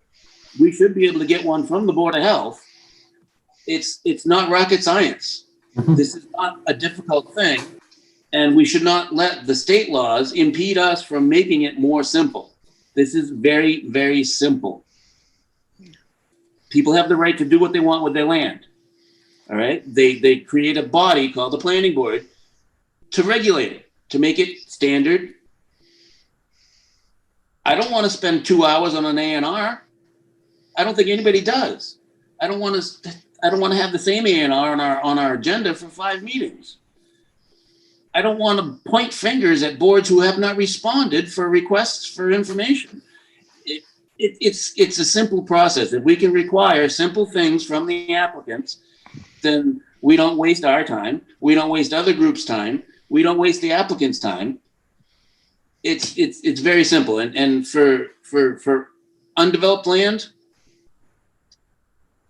required frontage and area. Yeah, and I think from just a quick thought, if we were to add something, I would suggest that the board add a requirement that the plan depict the reserve area for an existing dwelling and the submission of a certification from the Board of Health that the reserve area meets Title V. Well, you're focused on reserve area. There's a primary and a reserve. You wouldn't want someone to cut off their primary, which is the system that they're using. Oh, correct. Yes. So there's a primary and a reserve, and I'm also concerned about potable water supplies. I do have a question about our process. Why do we require a list of abutters if we don't require notification to the abutters? I have absolutely no idea. So that doesn't make a lot of sense to me because it costs them $10. It costs them $10. They have to submit. They have to go to the assessor's office. They have to put in the request. Then they have to go back. If we don't do anything with that, I'm not sure why we're requiring it. Just because it's codified in the rules and regs. But I would just suggest that if we don't require notification, that we take that out when we. And in the draft of the new rules and regs, I have taken that out because I don't understand why we would have it in there. And if we're looking at modifying the existing process in the near future before we do a comprehensive rules and regulations update, then we can take it out at that time through the public hearing process. Yeah, I think I understand that doing a comprehensive review would be great, but I agree with Mr. Allison that there are things that we need to fix in our A&R process, and I agree. That sooner rather than later. Mm-hmm. And honestly, once we have confirmation that we can do it, and the board can agree on the language or the mechanics of how they do it, it's a 2-week advertising and a public hearing. It's not a heavy lift. So thank you, Paula, for bringing that up. I had almost forgotten. I have never seen a requirement for a 500-foot abutters list, which 2 of the 3 ANRs had tonight. Yeah, I've never it doesn't make any sense. No, especially like you said, where we don't notify them. Well, not only that, I mean, who's creating the 500-foot abutters list? If I've never heard of one, I've done applications to numerous towns in Massachusetts, and I've seen numerous A&Rs in this town. I've questioned the validity of it and the requirement for it, and that's as far as it goes. We question it and talk about it, but no, and now that it's been an agenda item and we've all talked about it, I certainly hope that we do address it. But So let's put together, Adam's going to investigate it, and Adam, you're going to put together a draft for circulation and discussion at a future meeting in the near future? Yeah, my list keeps getting longer, so I don't know what the near future means in relative terms, but yes, I will put something together.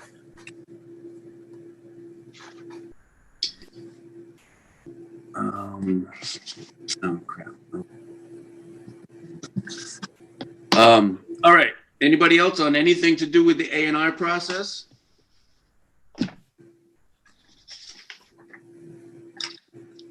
Again, speak now until the next comes up on our agenda again.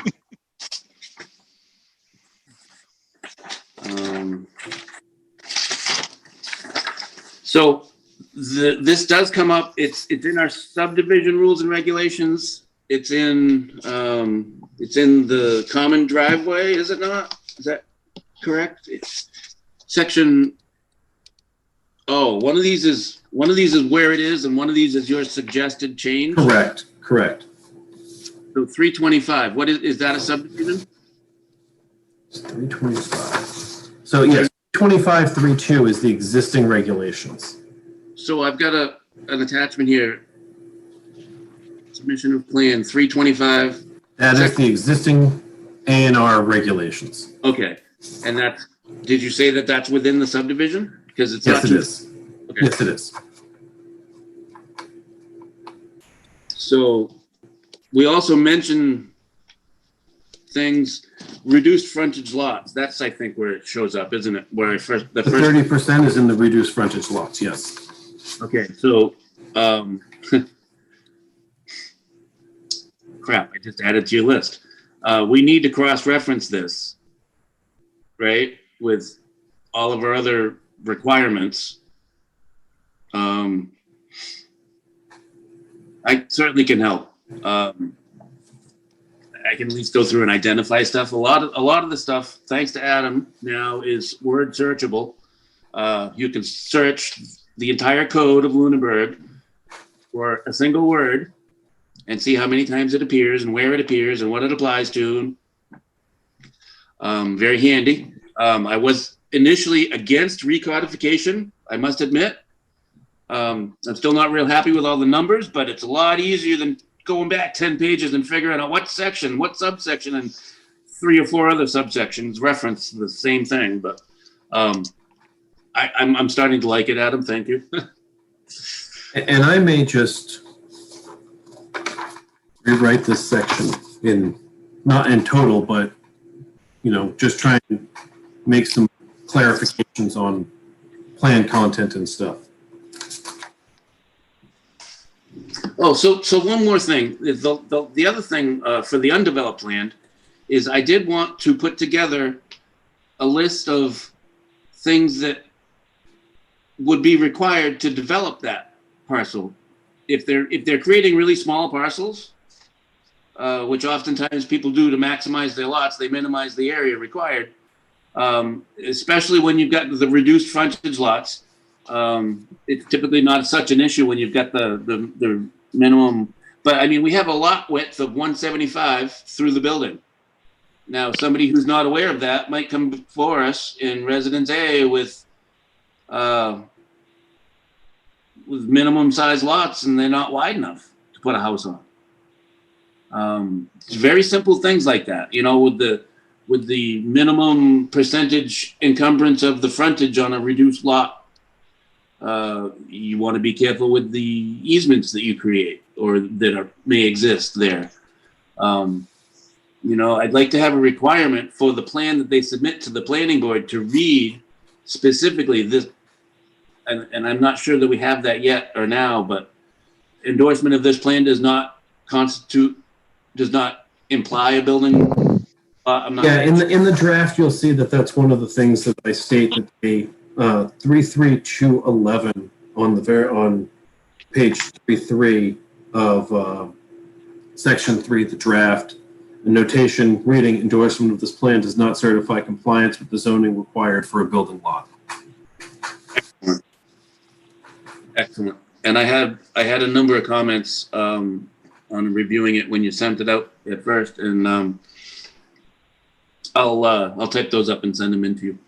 Okay. And like I said, let me take a crack at what we have and make some suggested edits to hopefully make that process a little bit easier and fold in that Board of Health stuff. Excellent. All right. Going once. Going twice. We're almost done this topic. All right. We're done. We're moving on. So minutes approval. 8/10/2020. Has everybody received their packets? I did notice 4 of them yesterday at the farmer's market. I hope everybody got them today or yesterday after that. Yeah, I have mine. Yep. Excellent, excellent. So in there is the minutes, and has everybody reviewed them, and does anybody have any comments or corrections? And if not, I would accept a motion. I'll make a motion that we approve the minutes for August 10th, 2020. Is there a second? I would second. Excellent. Any further discussion on the minutes approval? Okay, roll call vote. All in favor, Mr. Cole, Aye. Mrs. Bertram. I'm going to abstain since I Okay. wasn't present. Okay, better safe than sorry. Yep. Mr. Brenner Aye. and Mr. Torgerson, Aye. and an aye for myself.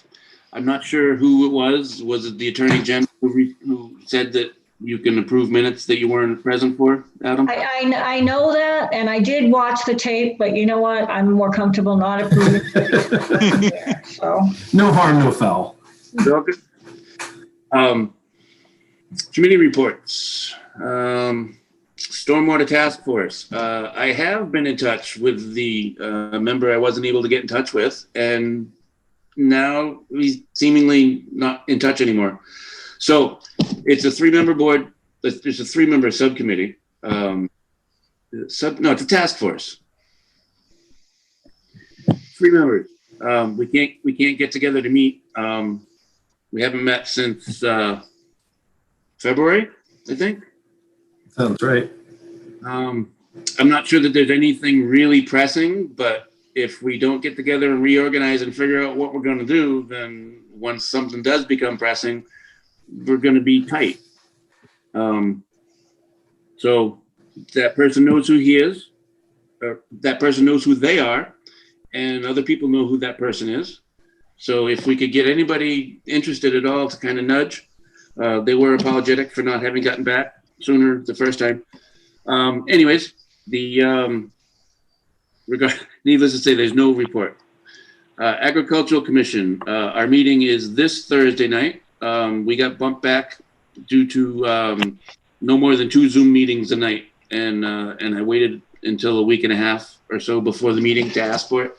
So we will be meeting the 27th, this Thursday. The farmers market continues to grow.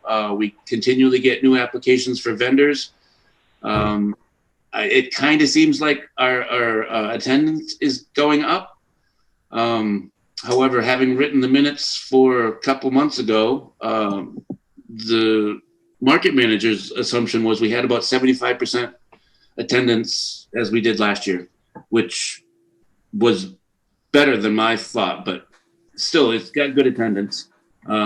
We've lessened up on the requirements. That's not barricaded. You can move around freely. We're still not supposed to gather, but we can have our pets. We have dogs on leashes. I tried to get him to say kids on leashes, but I didn't get any buy-in on that. So that's that for me. TCP Building Design Committee. We met last Monday, had a good discussion. Architect brought us up to speed on the status of the plans. At this point, we've got a concept with the building broken out into essentially 4 areas, one being town offices, one being school, community uses, and then PAC. We had a good discussion about square footages. It was suggested that if the Boys and Girls Club is incorporated in part of the building, that an addition may be required. The committee as a whole seemed to be reluctant to put an addition on the building to accommodate the Boys and Girls Club specifically. So it seems to me like we're going to move forward working within the existing footprint. We are in the process of trying to reach out to other organizations other than the Boys and Girls Club to see if they have any interest in space within the building.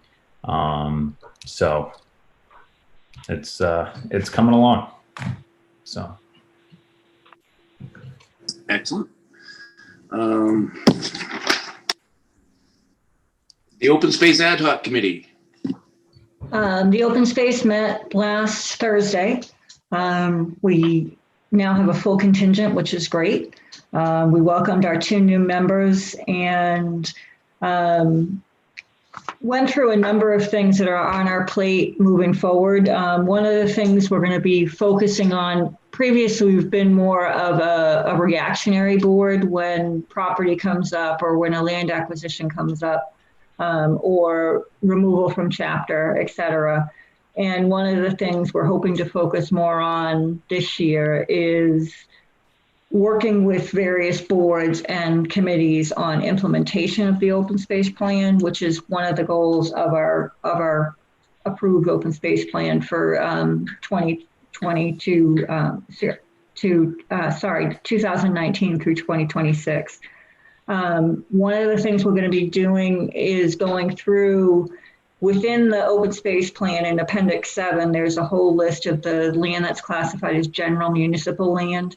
And some of those properties may or may not be of interest to various town departments. So we're going to be kind of really taking a look at those and gearing more on Conservation Commission and Parks Department and determining what property makes sense potentially to keep and working with other town boards on what may make sense to not retain.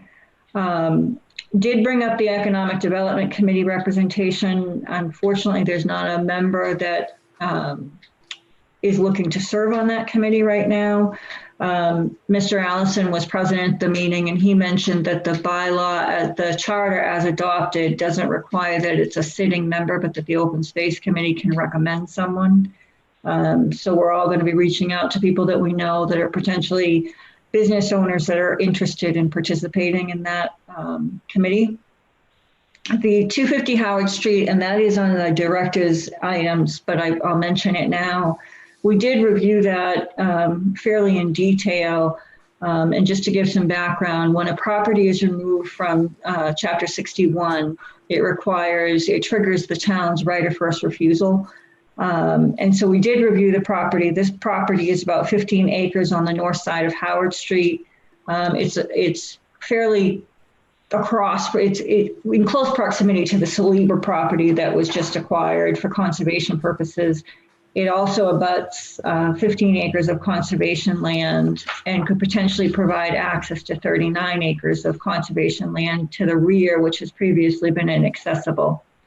So the purchase price of the property is, as articulated in the P&S, is $50,000, which roughly equates to about $3,000 per acre, which is what we paid for the Saliba parcel. So we went through it, and after discussion, the committee reviewed the 6 criteria as to whether or not a property would be desirable for the town to acquire. And our requirements state that if 3 of those criteria are met, that the town should investigate acquisition or move forward with acquisition if possible. So there are 3 criteria which was met, which is it contains important habitat resources. It's within an area of critical environmental concern.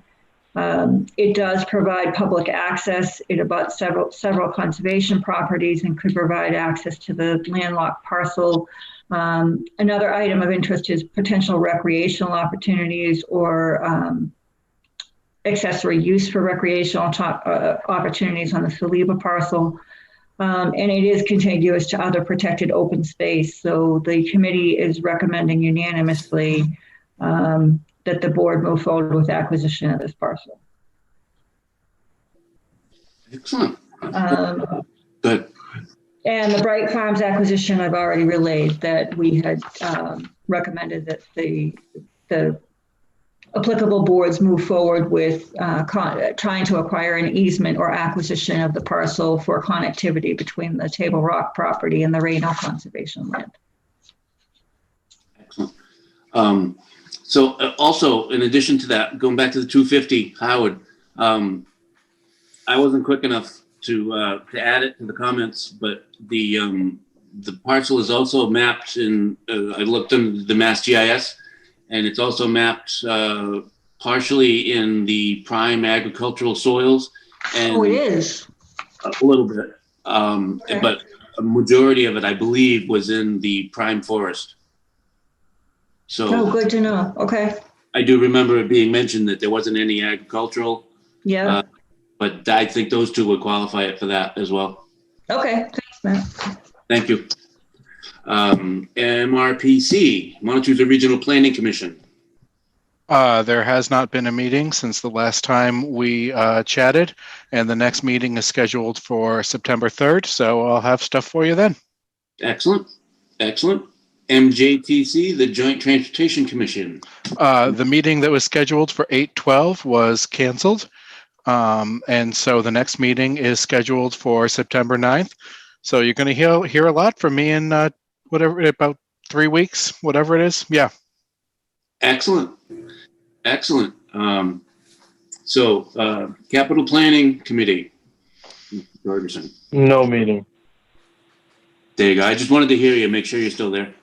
Oh yeah, I'm almost asleep. I gotta go to work at 5. Uh-oh. We better make this quick. We're almost at the end. So the second to last group is director's items. Mr. Bernie. So 250 Howard Street is probably the only thing in there that we have to have any substantial discussion on. You all received the packet of the right of first refusal. As Mrs. Bertram already outlined, they're looking to remove this from chapter land. They've sent a request to the Board of Selectmen, including the Planning Board and the Conservation Commission. And so the board would need to discuss if there are planning purposes that they feel retaining this parcel or exercising our right of first refusal would be appropriate for, and submit recommendation back to the Board of Selectmen or the Select Board. Now, a question on procedure. Since open space is a subcommittee of Planning Board, are they asking that open space make a recommendation and the members of Planning Board make a recommendation? Generally, we've done it where each body makes separate recommendations. If you would like to include open space's recommendation in yours, you are welcome to do that. But historically, the chair of open space has submitted his own memo to the select board. Okay. Rights of first refusal. And I can verify with him that he intends to do so, but it certainly sounds like from what Mrs. Bertram said, they would like to purchase it, and thus I would imagine would be submitting something stating that. We will. Brandon will be. So something that I also recall that I don't think was mentioned was the offer is $50,000 on this piece of property. That's correct. Bringing it down to about $3,000 an acre, which I believe Brandon said was about what we paid for the Saliba property. Right, and I did include that in the update, but yes. Oh, okay, sorry, I missed it. Nope, no problem. So it's a very fair market. It's actually below agricultural market value. Typically, I will give Paul the floor if you have more to add. I don't have any more to add than what I talked about from open space. But you know, if you look at our master plan, which desperately needs to be updated, you know, preservation of open space is one of the goals of the master plan. Community facilities and services, as you know, the Saliba property to the south is proposed to be eventually recreational land, and acquiring this piece would augment that. And so based on our master plan and some of the goals within that master plan and the information from the open space, you know, I think it makes sense for the town to retain this parcel. Anybody else?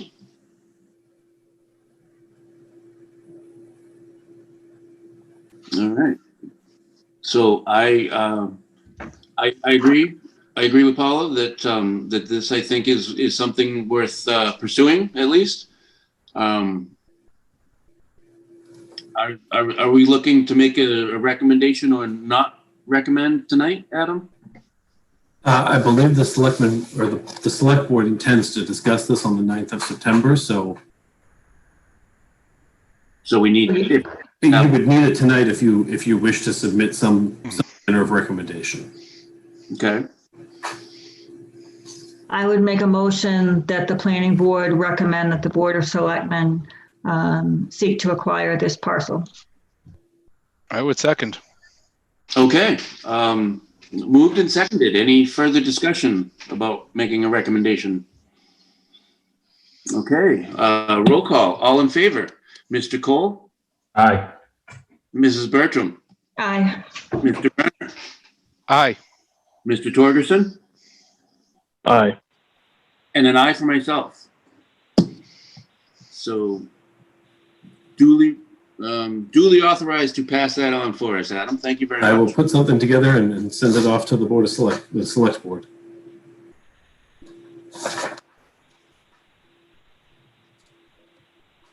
Master plan? The contract for the population study is on its way back to the Donahue Center, and we should see something before the end of the year.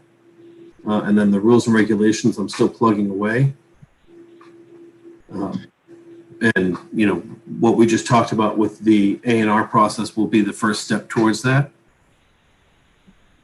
So if you'll notice on the meeting schedule, workshop is sort of after all of that other business that's there. So I guess I would make the recommendation to the board that we slide that workshop to October, and I should be able to have the A&R draft for you for that evening. And we can also probably talk process at the same time and have one workshop that covers the board's process that first meeting in October. Well, didn't we already have something slated for that September workshop? We had talked about doing the workshop and starting the rules and regulations then. But in all of the excitement and welcoming of Bright Farms, I thought it was appropriate to move that project forward due to its potential positive impact on the town. I agree. Schedule. Yeah, I agree with the Bright Farms because of their aggressive schedule to get anything done.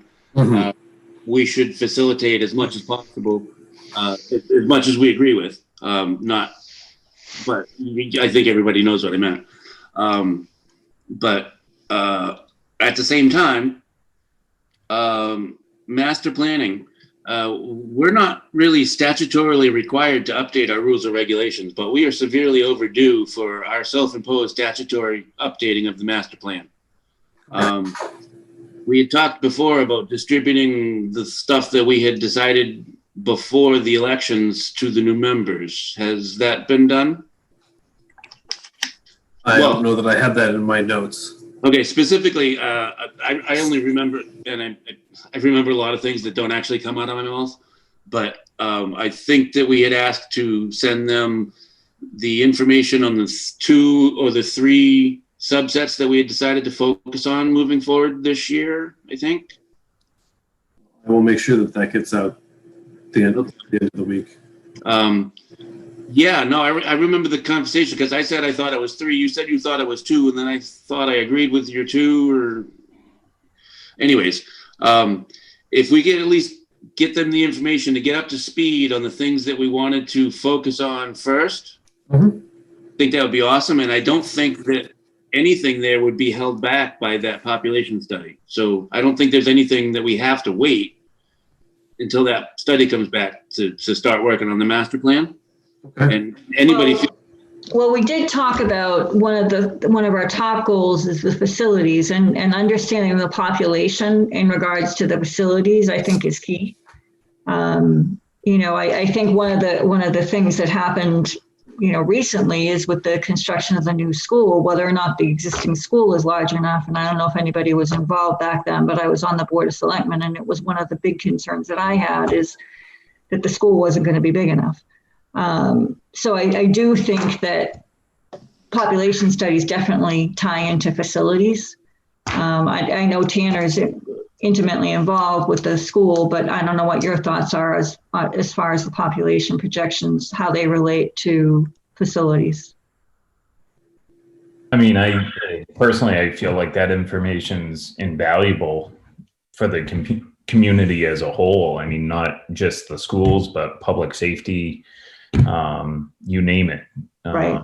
You need to know how many people are in town and what the demand for services is and what the breakdown is in terms of how many kids, how many working professionals, how many seniors, and so on. But I also feel like there's a lot of work that we can get going on that we already have pieces for. I don't recall, I know facilities was one. I don't recall what the other piece was. If it was economic development. Yeah, I think we have to go back and look at. Yeah, I've got it's not in this book that I have here. Yeah, we went through and numbered and came up with a prioritization list. So I think we need to go back and look at that. And I would agree with Mr. Allison that we need to get that information to the new members. Mm-hmm. And in terms of the workshop on the 14th, I don't know how entailed it would be to update the A&R process, but it'd be nice to look at maybe just one item, like pick the Board of Health thing and say, okay, can we just fix this one thing? And kind of pick some of the low-hanging fruit to clean up the process that we have here. So the issue would be we have to advertise. So the advertising would have to go in the paper, which would mean that the board would have to have the draft that they're willing to hear 3 weeks before the meeting. But couldn't we to be advertised and us to say information is available at the planning office, and where I haven't looked at the statute or the other things or come up with a draft, I'm hesitant to promise to by it. I would have to have something tomorrow in order to be able to advertise it and not have someone come in and say, well, I want to see it, and be like, well, I don't really have anything. We're just going to have a public hearing. Nothing. But don't we need to talk about it before we go to the public hearing? Yes. So, I mean, I can probably have information for the Board of Health stuff by the 14th. I would I would suggest that maybe not change everything, but do the Board of Health stuff and a few other small things, remove the abutters list, maybe expand the plan content requirement and do that all at once so that you're getting more information together and it's a little bit more orderly rather than trying to slide one thing in for Board of Health. 3 weeks, I can probably get something to you at least the Wednesday beforehand for that. For what meeting are you saying you could have that? For I can have probably a very rudimentary draft by the 14th. Okay, that would be great. And then we can set the public, if we can go through that and have it as an agenda item, then you can finalize the document and then we can move forward with the public hearing. So we could do the hearing on the 28th. I think he said it's got to be advertised for 3 weeks, so it would be the It first. has to be advertised for 2 weeks, but in For order, 2 weeks. the 2 week advertising, we have to have everything ready a week before. So Okay. to have it on the 28th, it would have to be advertised on the 14th and the 21st. So you could have it for the 1st of October if everybody's happy with what is presented on or reasonably happy with what's presented on the 14th. Yeah, all the more reason to discuss it on the 14th, I think. That's fine.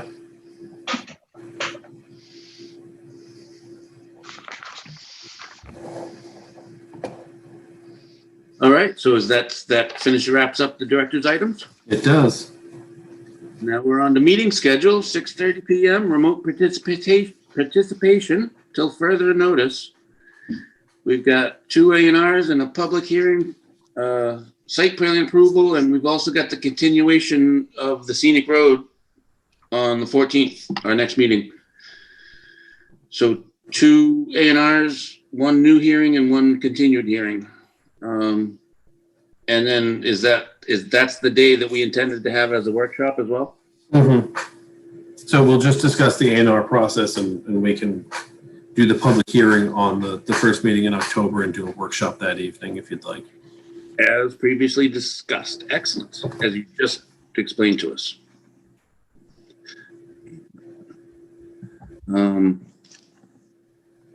Excellent. Oh, 2-page agenda. Marjorie's outdone herself.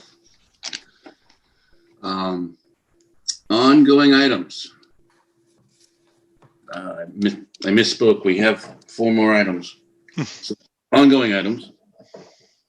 The stormwater, I did add that section. I will send it out to the board tomorrow.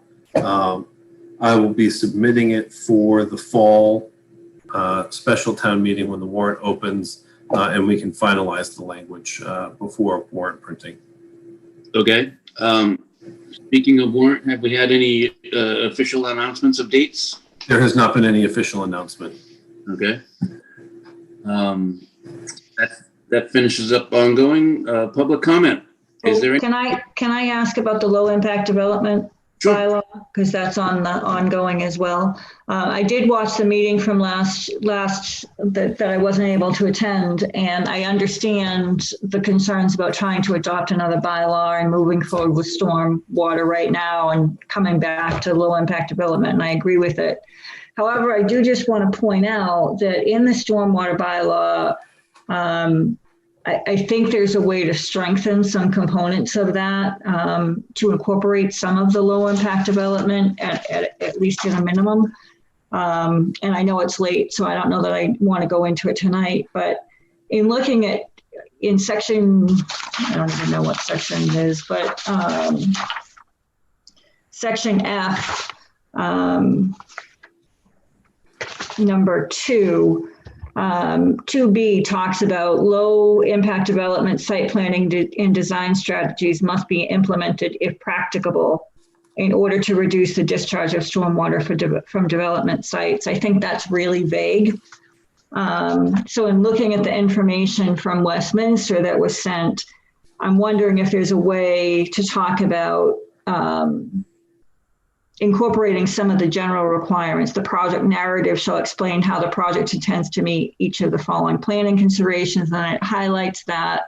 So while we're not adopting a whole other regulation, we're incorporating more than just a general statement, low impact development where practicable. So I'd like to tighten that part up. And I'm sorry to interrupt you, but I do feel the need to remind everybody that planning board has a policy. I think it's a policy that anytime we're going to continue past 10:30, we need to take a vote. So we have 4 minutes left by my cell phone. Yeah, hoping that we can finish in 4 minutes. So If you want to send me a draft of what you're thinking, I can put it on for the 14th. awesome. Okay, great. Thank you. Someone's ready to be done, huh, Tanner? Yeah. Even says, let's adjourn. So no public comment, no public, any board comment? Hearing none, I would take a motion for adjournment. Motion to adjourn. Second. Oh, Mr. Jorgensen, seconded, nice. So we have a motion and a second. Any discussion about adjourning? All in favor, roll call, Mr. Cole, Aye. Mrs. Bertram, Aye. Mr. Brenner, Aye. Mr. Torgerson, Aye. and an aye for myself at 10:27, Marjorie. Thank you very much. Thank you all. Have a good night. Good night, everybody. Thanks, everybody. Have a good night. Have a good night.